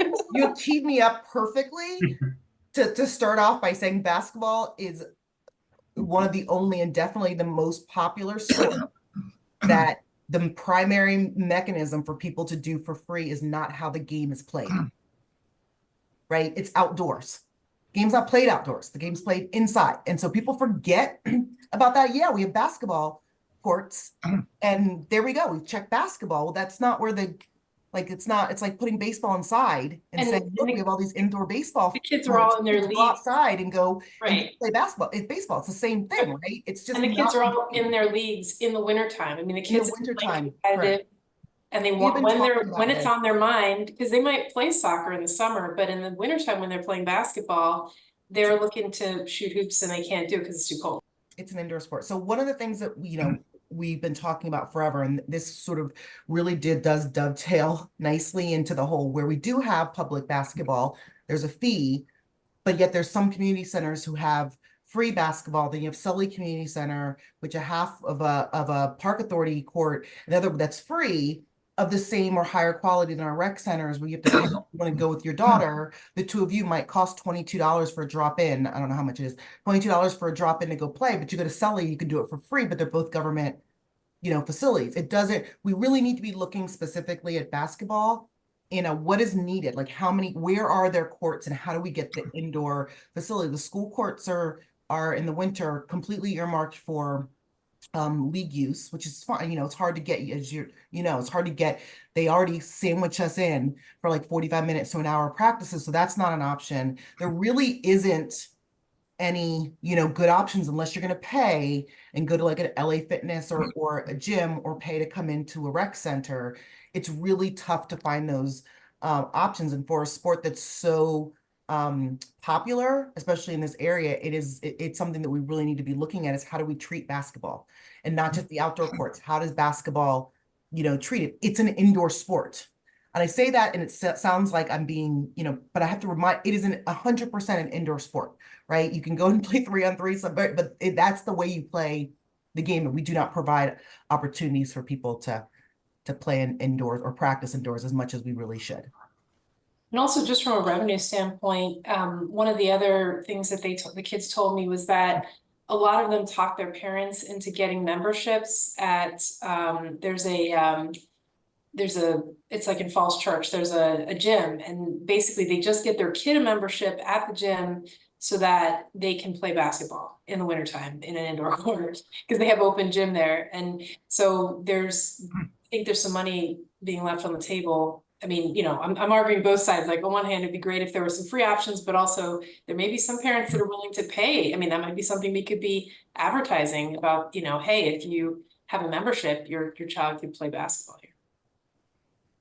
One last question, and it's yours, Mike. Yeah, I was just going to point out that one thing that we need to keep in mind is that for any variety of reasons, the overwhelming majority of indoor basketball needs are theoretically met through the school system and through the school gyms. Good, bad, or indifferent, that's the overwhelming spot where both basketball and volleyball needs are met. There's limited badminton there, I think, as well, but it's really basketball and volleyball. One of the things we may want to think about, how to address that long term, but there is so much demand for space, not only to play basketball, but to do all sorts of things indoor sports wise. Futsal, for example, you can't even play futsal inside a Fairfax County public school gym because of their use policies. But I think that it's a broader conversation if we're going to try to figure out the basketball thing as a whole and how we deal with the school system in that process, including the fact that for those that are advocates for basketball in indoor courts, one of the things we need to do is convince the schools to stop doing smaller sized basketball courts and do full size basketball courts in all the elementary school renovations and everything else, so that you can have more use of all those spaces than is happening right now. But I think it's a broader conversation if we're going to try to address indoor basketball, is to figure out how we partner with the schools. Okay, thank you all. Ken Quincy, to say that providing an adequate sports court system is a challenge would be an understatement. But Jay, you, Adam, Karen, you're doing a yeoman's job addressing it. So kudos to you for that. And just for the record, the others, a few Saturdays ago, it was 44 degrees and the Nottoway basketball courts were full. 44 is not too cold, I guess. If there are no other comments, I will hereby adjourn the Planning and Development Committee. Ken, before you start budget, I'm going to read Faisal. And Faisal, could you state your name and the location from which you are calling? Faisal Khan, I'm at my residence in Providence. Thank you, sir. All right, Ken, back to you. Ken Quincy, I will now call the Budget Committee meeting to order and turn it over to Mike Peters. Great. Thank you very much, Mr. Quincy. This is Michael Peter, the Administration Division Director. We have several things to go over tonight. Remember, I gave you a break from me for a few weeks, and now we'll go through our performance, where we are. We'll talk about a couple of financial actions, and then Jay will present the good news contained in the County Executive's proposed budget. So please move to the next slide, Allison. Action item number 1 tonight, if you'll go to the next slide. This is following on with the work that we've been doing and reporting on as we've been focusing on our building wellness initiatives at the rec centers. We came to the board several months ago for some reallocation of some bond funds to help us get things started, to be able to make some sorely needed investments in mechanical and roof issues, particularly at the rec centers. And we're moving in that direction again, really pulling together all the available funding we have to follow up on these wellness initiatives. So you've seen this wheel before. This is, again, these are our assets at or near end of life. Karen and Adam talked a little bit about what we're focusing on with our different infrastructure issues, our courts. We've often talked about fields and trails, and we saw what Brendan presented earlier. So this is a request to reallocate bond premium funding from the last 2 years to be able to put them towards these rec center initiatives. Next slide, please. So far for these different projects, we have committed really about $15 million. A lot of those, again, a lot of that went towards roof and mechanical upgrades and replacements. You can see we've used alternative funding sources, which include proffers and also sinking fund options. We have ARPA funds that we were awarded and we put towards these prospects, revenue sinking fund as well. And then we are asking to reallocate the bond funding from 2022 and 2023, the bond premium, to allow us to invest in energy projects, different building enhancements, and some dredging and irrigation projects. So Mr. Quincy, I'll turn it over to you to see if there are any questions, and this is an action item.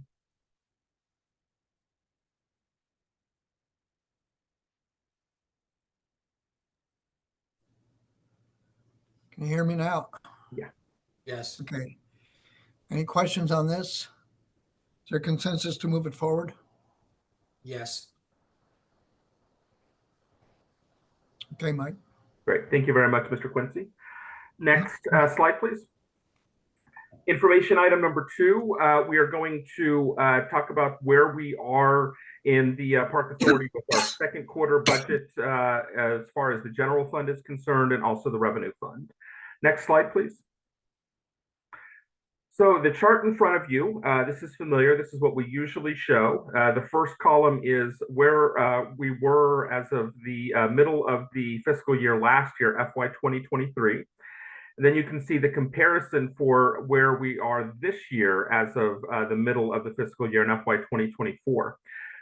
We are about $2.5 million more than we were this time last year. And the majority of that, as you can see, is really focused on merit salaries. That is the impact of our pay compression adjustments, the increases that we saw as a result of budget actions last year, and continuing to make sure that we're honoring those concepts in pay compression as well as we go forward.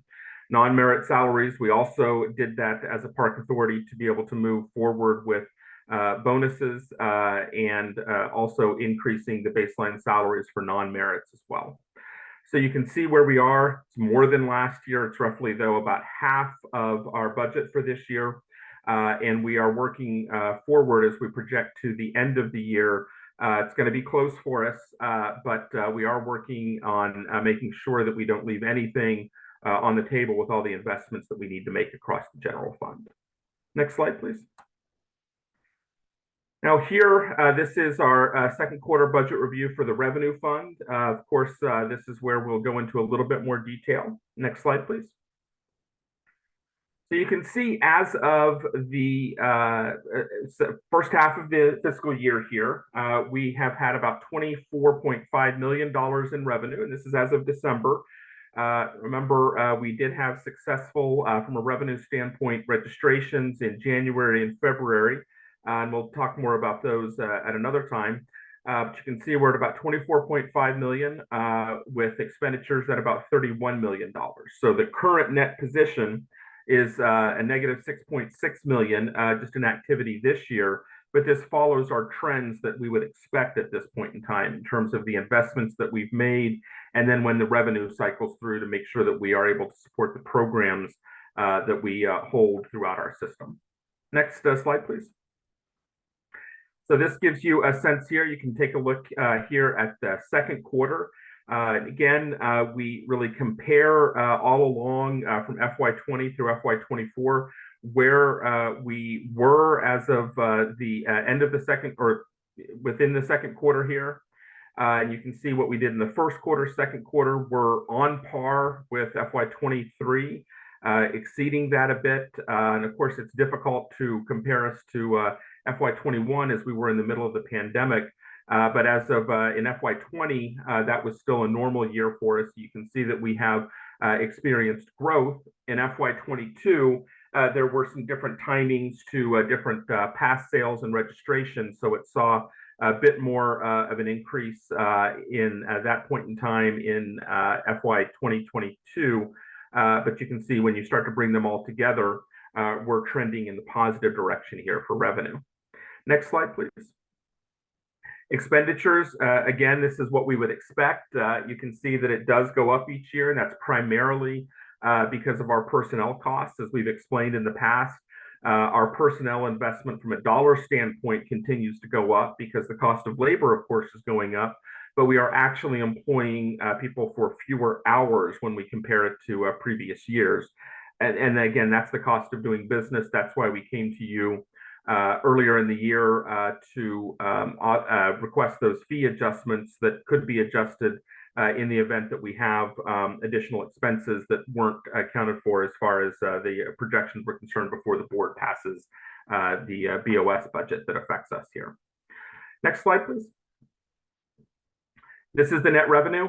Again, as I said earlier, we are not in any kind of a bad standpoint here in terms of where we are. Our net revenue is about the same as it was last year, and we expect to continue in this current trend as we've had, again, successful registrations and projecting through to capacity in our camps and programs and classes through the end of the fiscal year.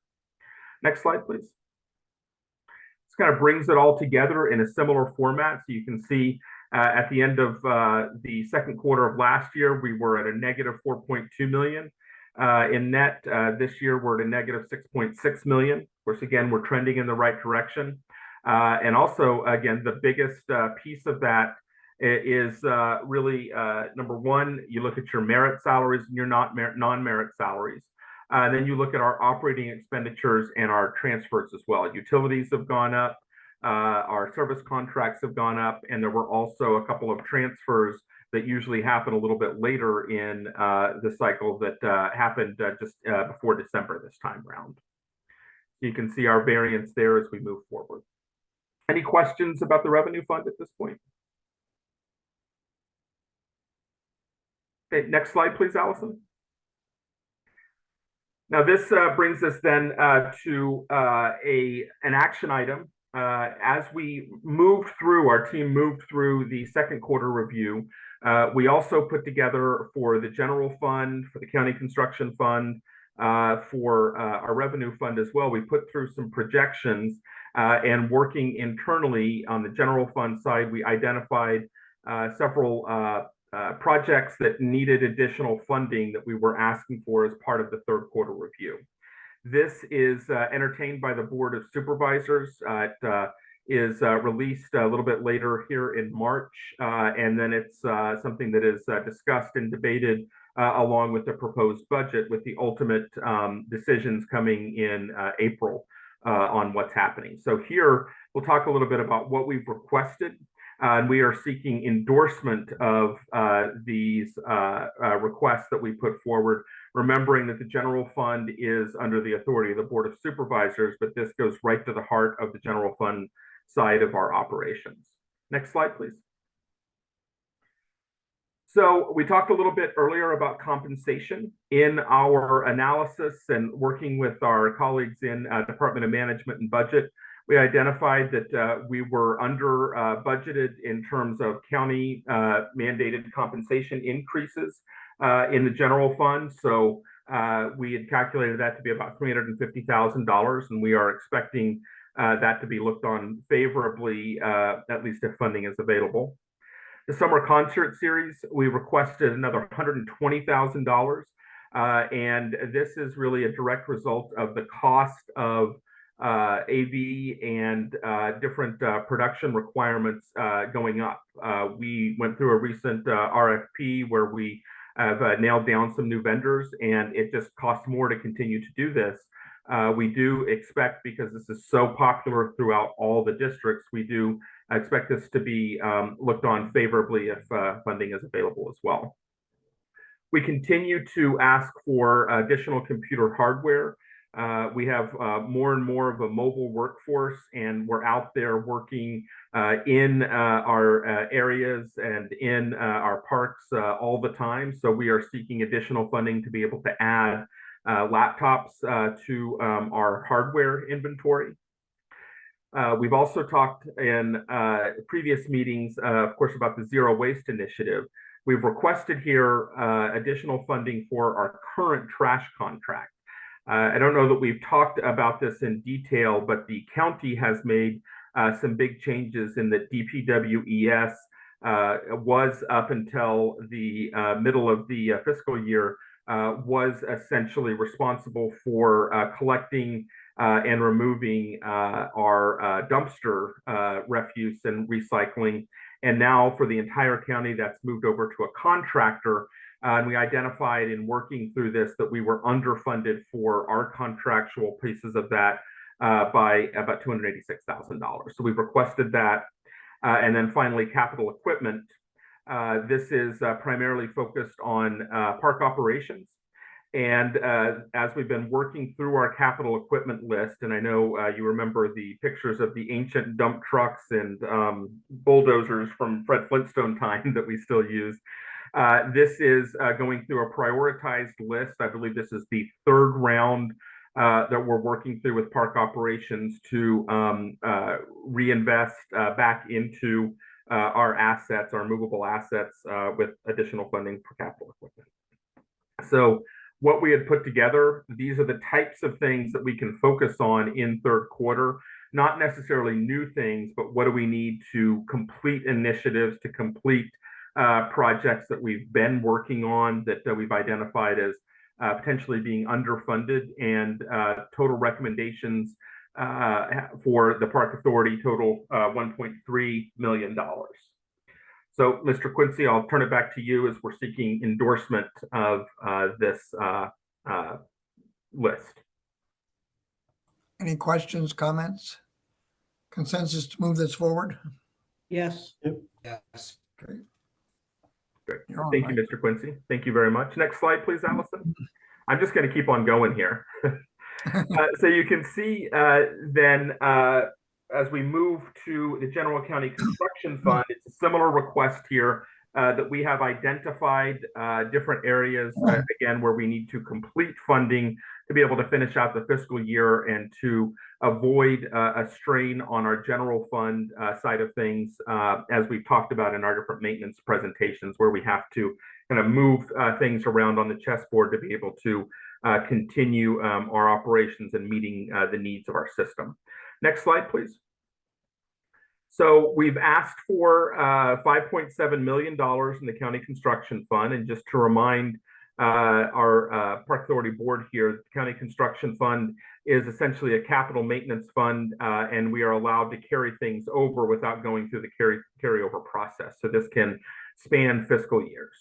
So the first item there, if you remember in our budget guidance in going into this year, the Board of Supervisors instructed staff to make sure that forestry operations and bamboo were fully funded. So we identified, in addition to what was provided with carryover from the last fiscal year, we identified a need with our park operations staff that for us to be able to continue at this level and finish out the year in terms of assessing and removing our high priority trees, which with the wind and rain outside, I bet we're going to have some tomorrow. So sorry about that, Kim. But you can see that totals $300,000. We've requested additional funds for trail signage, specifically along the Connolly Cross County Trail, to better align wayfinding and certainly to deal with those crossings where it goes over and around busy streets and sometimes even changes the type of trail that you're on. We just talked about rec center wellness projects, and we are asking for an influx, if possible, to continue that work. That's $5 million, the bulk of this request.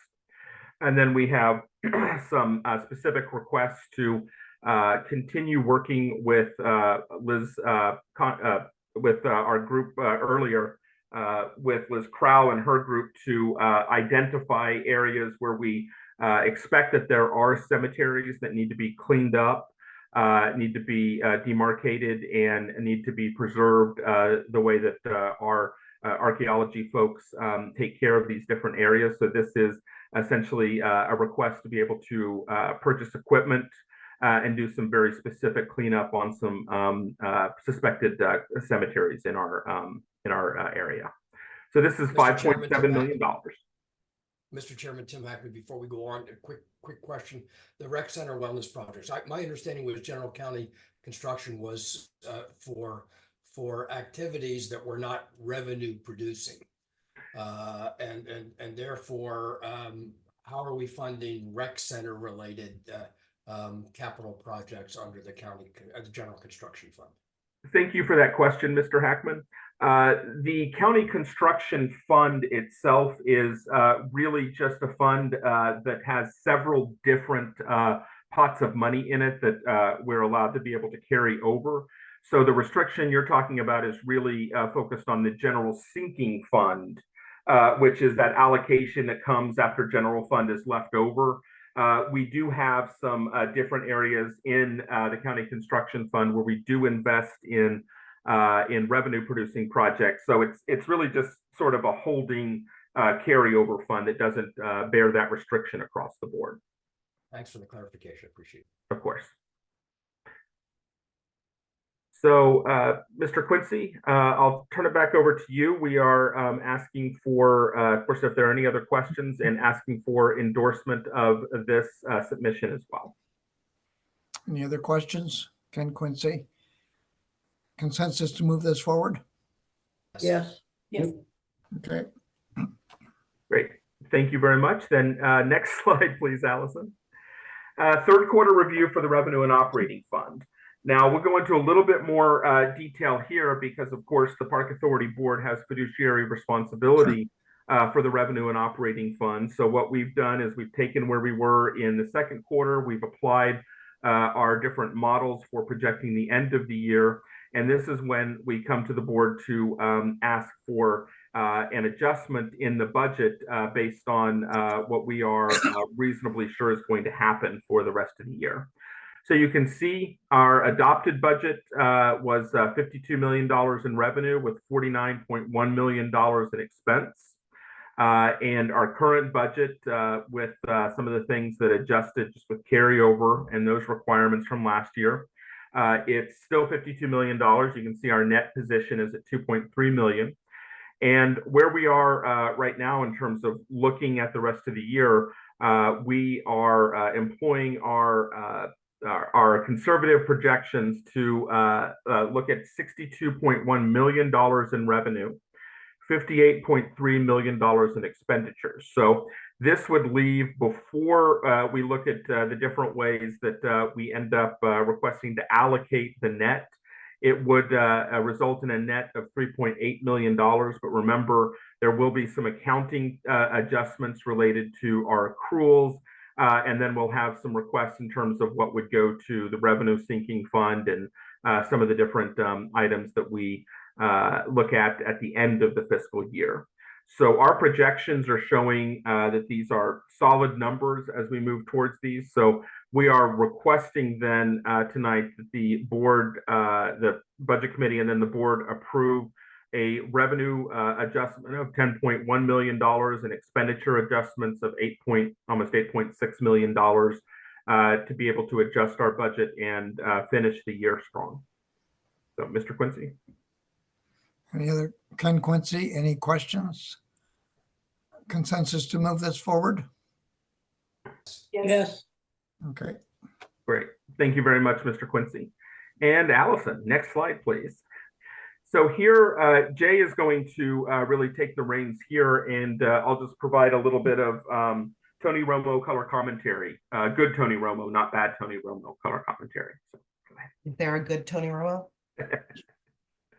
So it's mostly because we just knew that you didn't want us to listen to Mike talk the whole time. So I thought I'd step in. So I'm going to quickly go through our proposed budget summary of what we proposed and what is included in the county executive's proposed budget. I just want to reiterate for everybody that this is where the first step, or it seems like the later step for us in on our budget review, but really in the global budget review, it's really the first step in a longer budget process. So the county executive proposes their budget, and then the county council will have a lot of public hearings. County council, board of supervisors have a lot of public hearings, and eventually vote on a final budget. Next slide. So a little bit of a reminder. When we first did the budget development guidance, the BOS directed the county executive to really look at a comprehensive review of rates or fees, current services, and the efficacy, and if any further efficiencies can be seen. And so they really knew it was going to be a tight fiscal year. So they requested that any budget requests will only be related to existing programs. They didn't want to start any new programs or program expansions. Next slide. So as a result of that, the original budget guidance from the county executive was to ask for each department to go through a 7% cut exercise of general fund appropriation to put in. As you remember, we went through this process. There were a lot of seemingly Washington monuments. As you know, our budget is very tight. And so when you looked at when all of the dust settled, you know, really what we presented was what was there to be able to cut for 7%. It was about $2.4 million. And so the result of that in the county executives recommended is there were no reductions. He did not take any reductions from the park authority. So we got no reductions in the county executives proposed budget, which is great. Next slide. So there also was some FCPA specific budget guidance that was in the past. And, you know, oftentimes one item might go through 2 budget cycles. And so there's stuff that we sort of agreed upon in the last budget cycle, but we're still sort of wrapping things up in this one. And some of those are reflected in the budget guidance. So the first budget guidance was and encouraged the Park Authority Board to coordinate with our district supervisor in the fall to discuss budget issues. As you know, we did that. We talked about the 7% cut exercise and what we had in there, our budget proposals, and also maintenance issues that we were having. The second one was to make FCPA operationally whole for forestry and IMA. In the previous budget, we did receive funding, but it was one-time funding. And so that was sort of a stopgap until we could get to ongoing funding. So that was the second thing. And the third thing was to work with FCPD to initiate a review of options to expand the presence of law enforcement within the park system. We're still in talks about this one, including the proposed park ranger programs, but there's nothing in this recommended budget to that effect. Next slide. So this is the general fund. Mike, do this slide, please. So you know that I like this format generally. You can see that we ended the year FY23 at about $31.4 million in expenditures. Our FY24 adopted budget right now is $34.3 million, the biggest piece of that being the baseline increase in salaries. Right now, our baseline proposed that we had put together as we talked about this back in the fall was $37.8 million. And there were some adjustments made to that baseline in terms of what came forward with the advertised budget. And mainly that adjustment is moving the RecPac program over to NCS. That's really what this is reflecting here. So no major changes as far as what we had put together there, you know, initially, and we're only starting with what the county executive has now put together, but you can see just the impact in our baseline budget here. Next slide, please. Thank you. So this is the items that were put into the proposed final submission.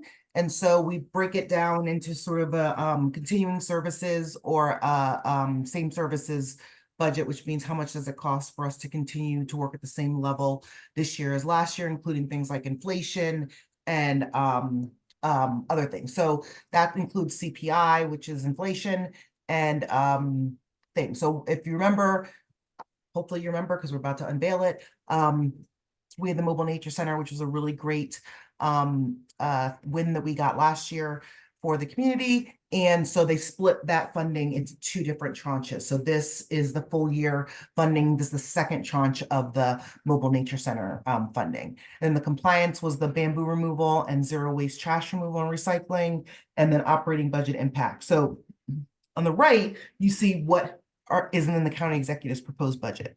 So we got $69,000 for CPI and inflation. Doesn't cover our full, well, not close to our full inflation costs. That's an area that we really need to work on because all of our contracts costs have gone up $658,000. So the rest of that we're going to have to absorb and figure out how we're going to cover that.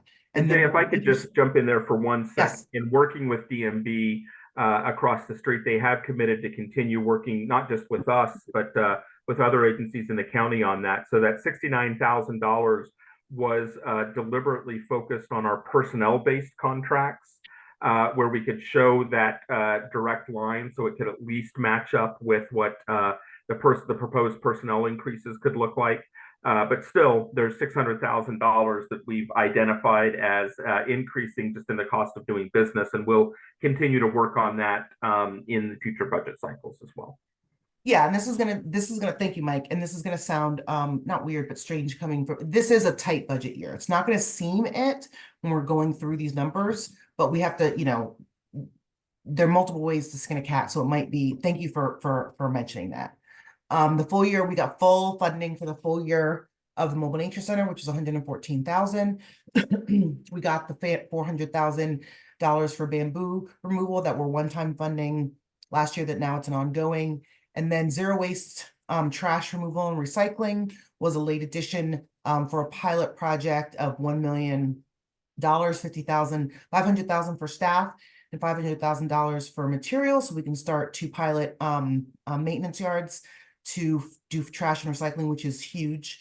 This is an ongoing effort that we're going to have to continue so that we can come into compliance and have trash removal and recycling at a dedicated trash removal and recycling in every area crew. And then for operating budget impacts, we did not receive any OBI funding, which is another area that we really are going to have to work with our supervisors to really understand OBI. OBI's operating budget impact. So when a supervisor or the public fights and they want a new facility that comes on board, there are costs to running that new facility. One of the facilities that are in the OBI funding, for instance, for Maggie is the Stewardship Education Center. So there's no funding in the budget to fund staffing and other operating costs for the Stewardship Education Center. Other projects on here for is Mount Vernon Woods Park, and I don't know if Hogue Park is on there, but yeah, Hogue Park was on there. We also there. requested some maintenance staffing for Central Green. Yeah. And other impacts like new IMA management or new requirements for Blake Lane, as well as Accotink Stream Valley Park, just to name a couple. It's important to talk about these because this is how we get behind the 8 ball, because we absorb, and we add new and we add new. And the reality is we can't continue to add a Hogue Park to the park system if we don't have the people to pick up the trash and to maintain cut the grass and maintain it.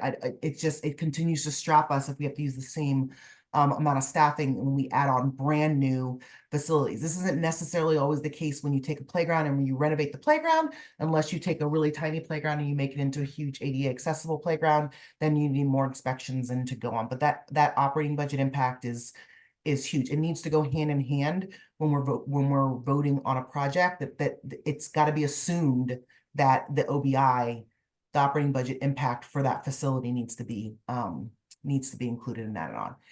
Park operations and forestry contract funding, we had $890,000. That makes gets forestry very close to being whole. If you remember the maintenance presentations, we really were begging from Peter to pay Paul because we were about $1 million over in our forestry operations and having to take from other operations functions in order to pay for forestry, because forestry is an emergency ongoing thing.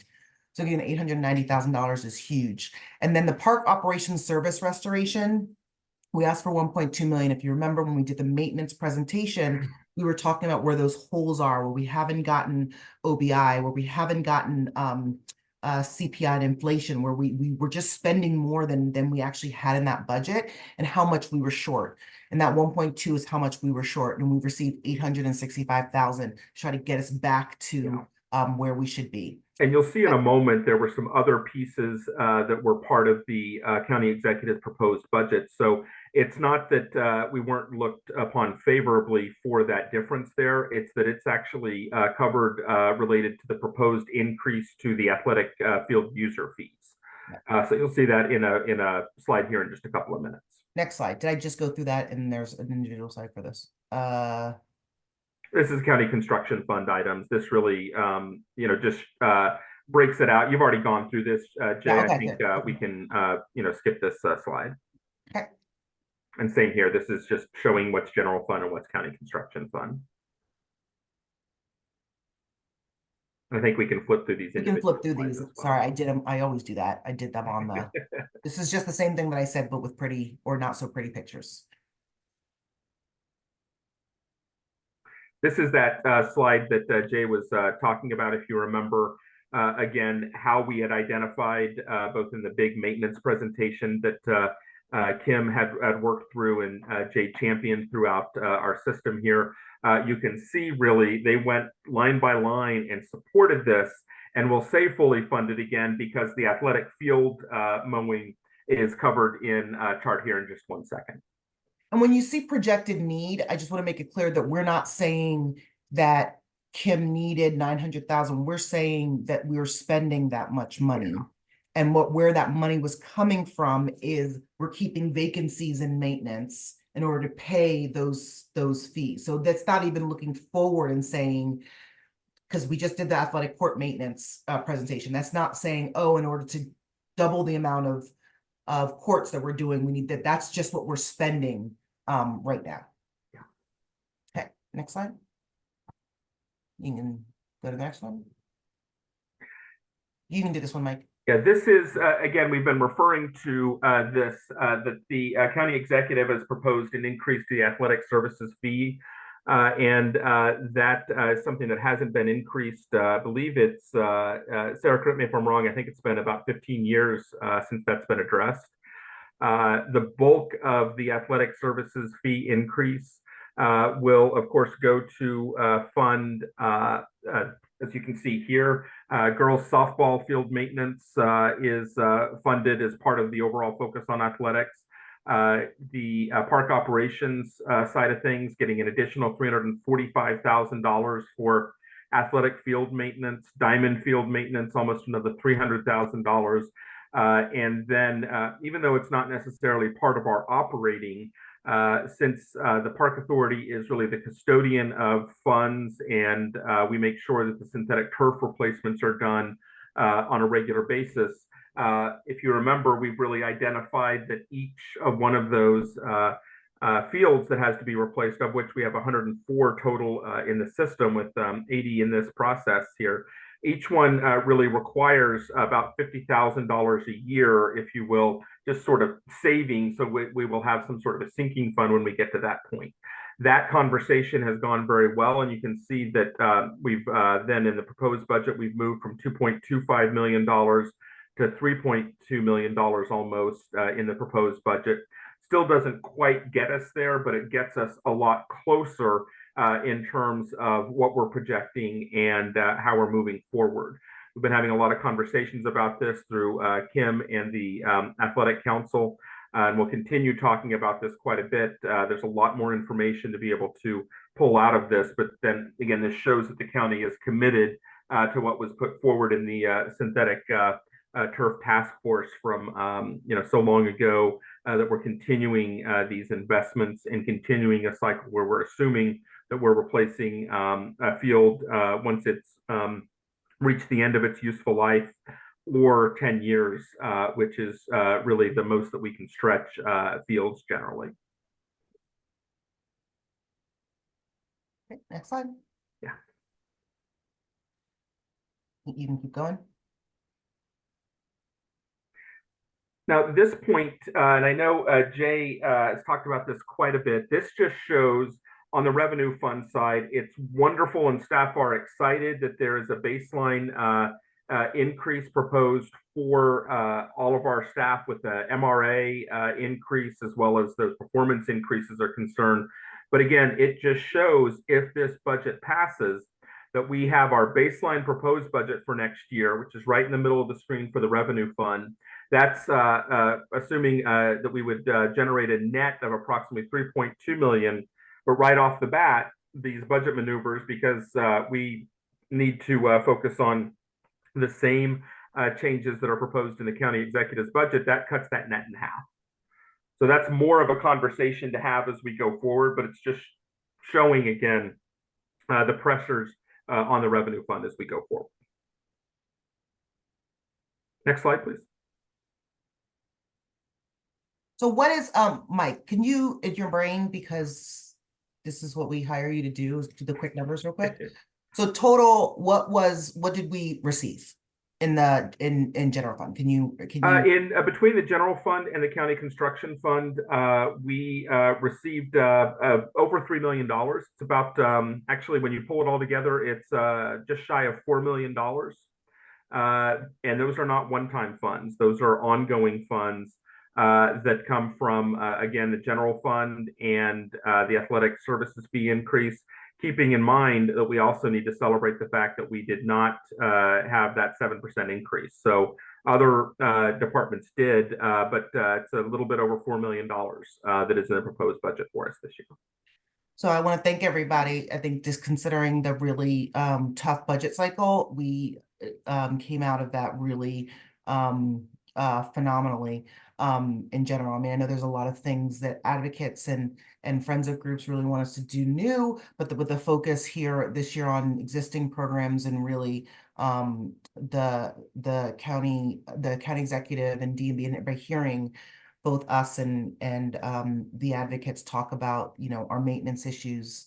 You know, this was really a hard thing to really suck in and say, you know, we don't want to talk about, there's a lot of things that we need to do, but we really need to focus on something that maybe isn't the most attractive thing to other people. It's super attractive to us, it's super attractive to Kim maintenance, but we really needed to focus people's attention on our maintenance issues and needs so that they weren't distracted by, you know, the shiny corner in the corner. I think that we really accomplished that this year. So thanks to everybody who worked and talked to your supervisors.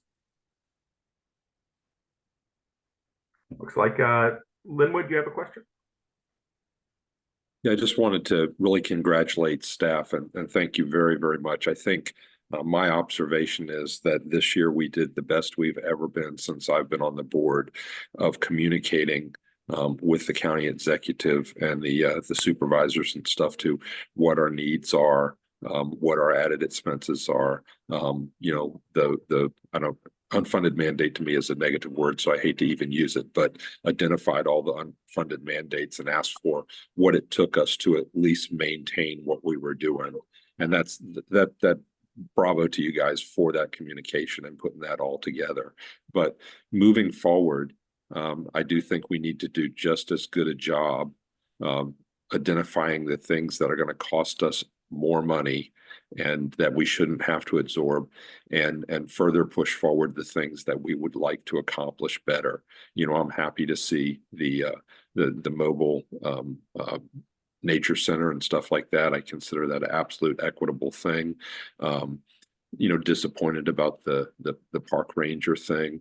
You know, that is still not funded, but some other things, maybe a line item for next year is a line item that would make it so we could make our basketball courts free, just like the community center basketball courts are. You know, it's a big discussion for tonight, but just like we identified all those things that are going to cost us more money this year, and we basically got covered for those things, we need to identify things that everybody can relate to, that we could be doing better, and they could go, oh, wow, if we funded this, this would be nicer and better.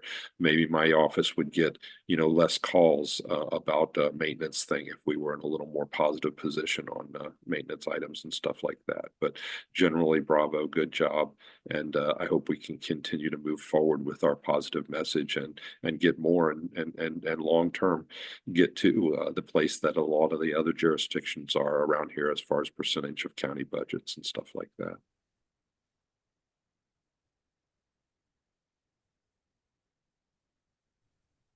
Ken, you're on mute.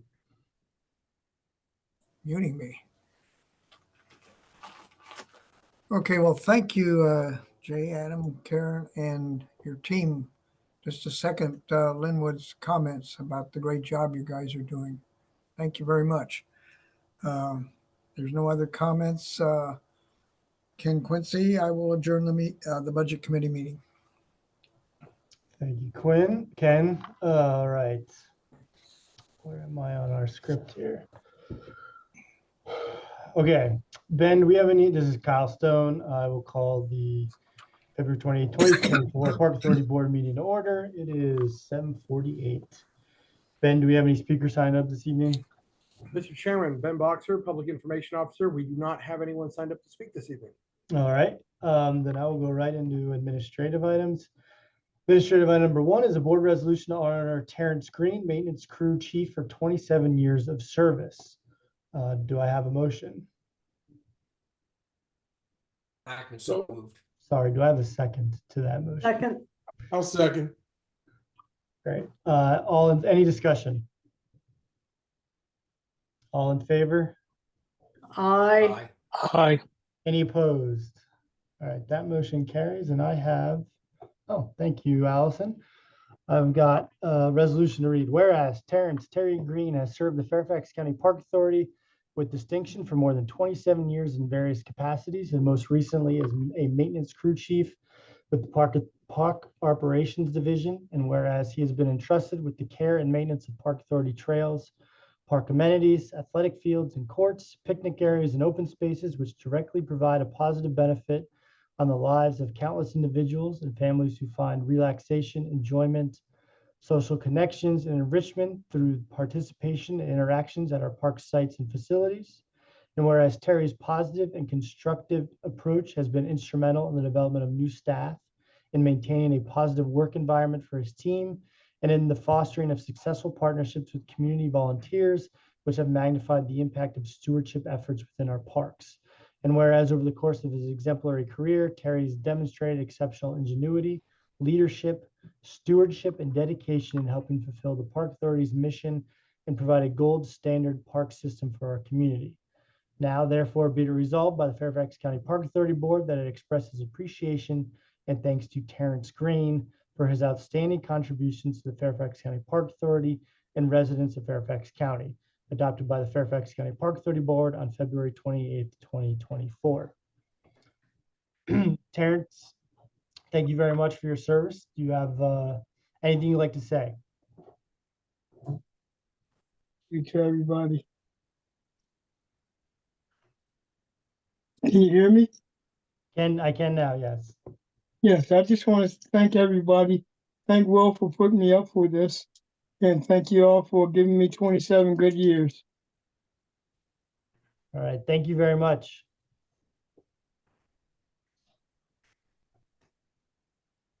All right, administrative item number 2 is the adoption of minutes for the January 24th, 2024 Park Authority Board meeting. Do I have a second? This is Maggie Godbold. I second the motion. Any discussion? All in favor? Aye. Aye. Any opposed? That motion carries. All right, action items. Action item number 1 is bond allocation approval for the facilities wellness considerations. Do I have a second? Hackman, I second. Did I hear a second? Tim, did I hear something from you? I did, yes. Is it just me, or That was you is making the anyone else motion, having correct? trouble hearing Tim? There we go. Is it just me? No, I heard Tim. Okay, all right, so it's just me. I'll say that the second was heard then, because I didn't hear anything. Any discussion? All right, all in favor? Aye. Any opposed? Okay, that motion carries. Action item number 2 is the fiscal year 2024 third quarter budget review, Fund 10001 in the general fund. Do I have a second? This is Maggie Godbold. I second that motion. Thank you, Maggie. Any discussion? All in favor? Aye. Any opposed? That motion carries. Action item number 3 is the fiscal year 2024 third quarter budget review, Fund 30010, the General County Construction Fund. Do I have a second? This is Maggie Godbold. I second the motion. Any discussion? All in favor? Aye. Any opposed? That motion carries. Action item number 4 is the fiscal year 2024 third quarter budget review, Fund 80000, Park Revenue and Operating Fund. Do I have a second? This is Maggie Godbold. I second that. Any discussion? All in favor? Aye. Any opposed? All right, that motion carries. We have one information item this evening. It's RecPac proposed merger as discussed at last month's board meeting. Chairman's matters, one housekeeping item. I think it was yesterday or maybe it was Monday. Allison sent out the committee assignments, and I would just be seeking ratification of those this evening. Is there any discussion on that list? All right, all in favor? Aye. Any opposed?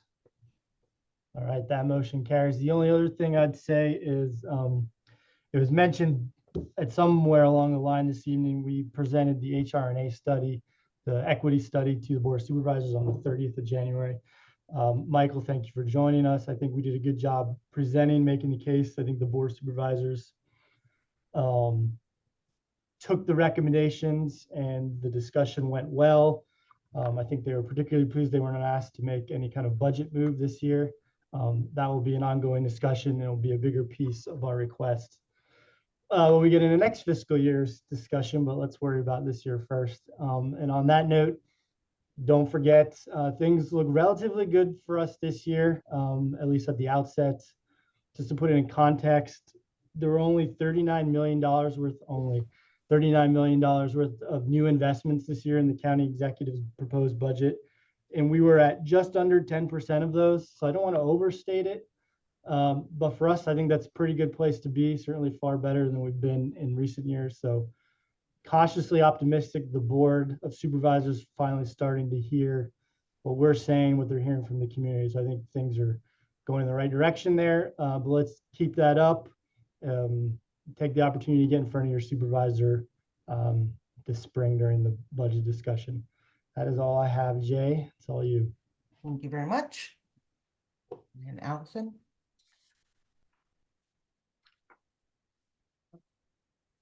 Okay, first slide. So, as you know, we February, we're just finishing up Black History Month, and we had a lot of phenomenal events celebrating Black History Month, past and modern. So we had tours and interpretive programs at our parks and historic sites. We had an online featurette of significant people and places within the park system. It was on the website, social media, and blog posts. Art exhibits at Providence Recreation Center, Black athletes, Eleanor C. Lawrence Park, Women of Walney art exhibit. And then some new programs we did: Achievements of Black Inventors at Oakmont Mini Golf Story Walk, and a drop-in fitness class showcasing music by Black artists. So we're getting bigger and better when it comes to Black History Month and other, I call them flag months, but other really cultural appreciation months. Next slide. So we also had, and it was lovely to attend the Lunar New Year event that was what we had at Twin Lakes Golf Course. We had it someplace else previously, and we thought we need a bigger venue, put it at Twin Lakes Golf Course, and still the attendees were up 333% from last year. So to quote Jaws, we're going to need a bigger boat, which is a really great problem and issue to have. The performances were wonderful. It ranged from children to older adults in a whole bunch of different cultures. There was food. It was really a phenomenal thing. I really want to thank FCPA staff. You know, I always think that all of our staff are very happy to do all of the things that they do, but you can really tell when something is a labor of love, when people are really excited to do it by the look on their faces when they see people appreciating their hard work. And the Lunar New Year was really one of those things. Every single staff person there was just so excited and happy to be there and seeing their hard work pay off. So we look forward to next year, which is, I looked it up, the year of the, I don't know it off the top of my head, but it's the year of the something. They're all the year of the something, where we celebrate the Lunar New Year. Next slide. And one of the additions, which is one of the things that we have talked about in our rec center study, is the need for childcare facilities in our rec center so that parents, when they come to work out, can have their kids in a safe space, and they can get healthy and do all the things that they're both physically and mentally healthy to do all of the things that they need to do. So we opened up the Cub Run Childcare Room, which is a new space in Cub Run. It really does remove barriers for parents and young children to take advantage of the programs and amenities at the Cub Run Rec Center. Everything in the room was designed specifically with kids in mind. Separate area for toddlers and infants, engaging activities. There's common colors. You know, it's really easy. I mean, not so easy, I think Brendan would say, but it is really easy just to clear out a storeroom and put a person in there and put a mat and say, drop your kids off here, they'll be fine, and go work out. And there's something to make something that kids would really enjoy, because the key is you want to make kids want to go there. That way the adults want to go as well and don't feel in any way guilty about dropping their kids off. Who would want to play in this area with other kids for an hour or so. So we're very proud of this effort. As you saw when we talked about the annual report, we really have made a concerted effort this year to focus on a lot of our childcare facilities, and this is one of our phenomenal projects that do that. Next slide. And we had at Coven Run Mill the Sticky and Sweet 2024 maple syrup boil event. Demonstrated the collection of boiling of tree sap to create maple syrup. There's a tasting of the liquid gold Encore bread that was made in-house from grains milled at Coven Run Mill. We had over 370 attendees over 6 sessions, which was up 23% over previous the previous record, so it hit a record and 23% up. And we did $1,200 in sales from the general store. I will say in general that, you know, it is tough and you have to be very strategic and thoughtful and innovative to come up with events for families in the winter. It's a hard time to do it, but families and parents and kids are all stuck inside. And so it's really kudos. Nobody wants to be outside when it's cold. And so kudos to staff and everybody who program for events that are going to be outside, knowing that it's a full day of being out in the cold, to give opportunities for parents to get out of their house and kids to get out of their house and explore some of the great things that our parks have to offer, even in the January and February months. Next slide. I always like to surprise Allison, and I didn't get to see her face when she did that. So I just wanted to add, I literally just added this. So I'm sure you saw that we lost one of our 2 draft horses, Charlie and Jeff, at Frying Pan Farm Park. You know, it's a cultural sort of phenomenon. A lot of our horses are draft horses, and they really were parts of the community's family. And so it was very sad. I also wanted to point out that you know, a lot of people forget or don't think about the fact that, you know, people who go into work, especially at Frying Pan Farm Park, I mean, these animals are their family. They put their blood, sweat, and tears and so they are mourning. Our staff mourned the loss of Charlie as well. So it was a really traumatic experience. So I just wanted to make sure that we all took a moment to say goodbye to Charlie, and it was a very sad thing. On the other hand, when we're talking about farms, it is a cyclical, you know, event. And as we're at the board meeting just now, Farmer Paul texted me, and pigs are being born right now at Frying Pan Farm Park. And this picture is a half an hour old of 6. I don't know what their number they're up to right now, but 6 pigs have been born. So it really is the circle of life, and talking about, you know, really teaching our kids and letting kids really see all the phenomenal things that go in. So thank you to all of the staff at Frying Pan Farm Park. We're all very sorry for your loss, and Charlie had a wonderful life. That's it. Thank you, Jay. All right, this is Kyle Stone again. We'll go around the horn, get board any items from board members. Ken, you're up first. You got to take yourself off mute, but I'm guessing you said pass. I'll pass. All right, thanks. Ron? I will pass as well. All right, Linwood?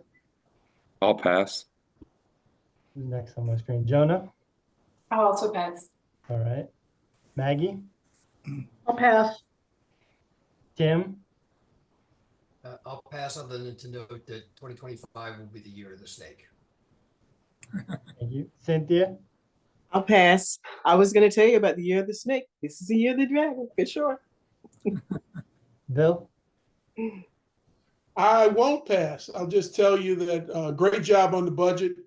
Everybody did a tremendous job, to the point where Supervisor Alcorn called me at 4 o'clock to say that they did everything that they could, and they would be keeping an eye on it, and it's caught everybody's attention. So he was proud to be a part of it and leading the way going forward. Good for him. That is good to hear. Abena? Yes, just thank you to staff for all your hard work. I'll pass for that. Faisal? Well, when my brother Linwood passes, I pass. Okay. Mike?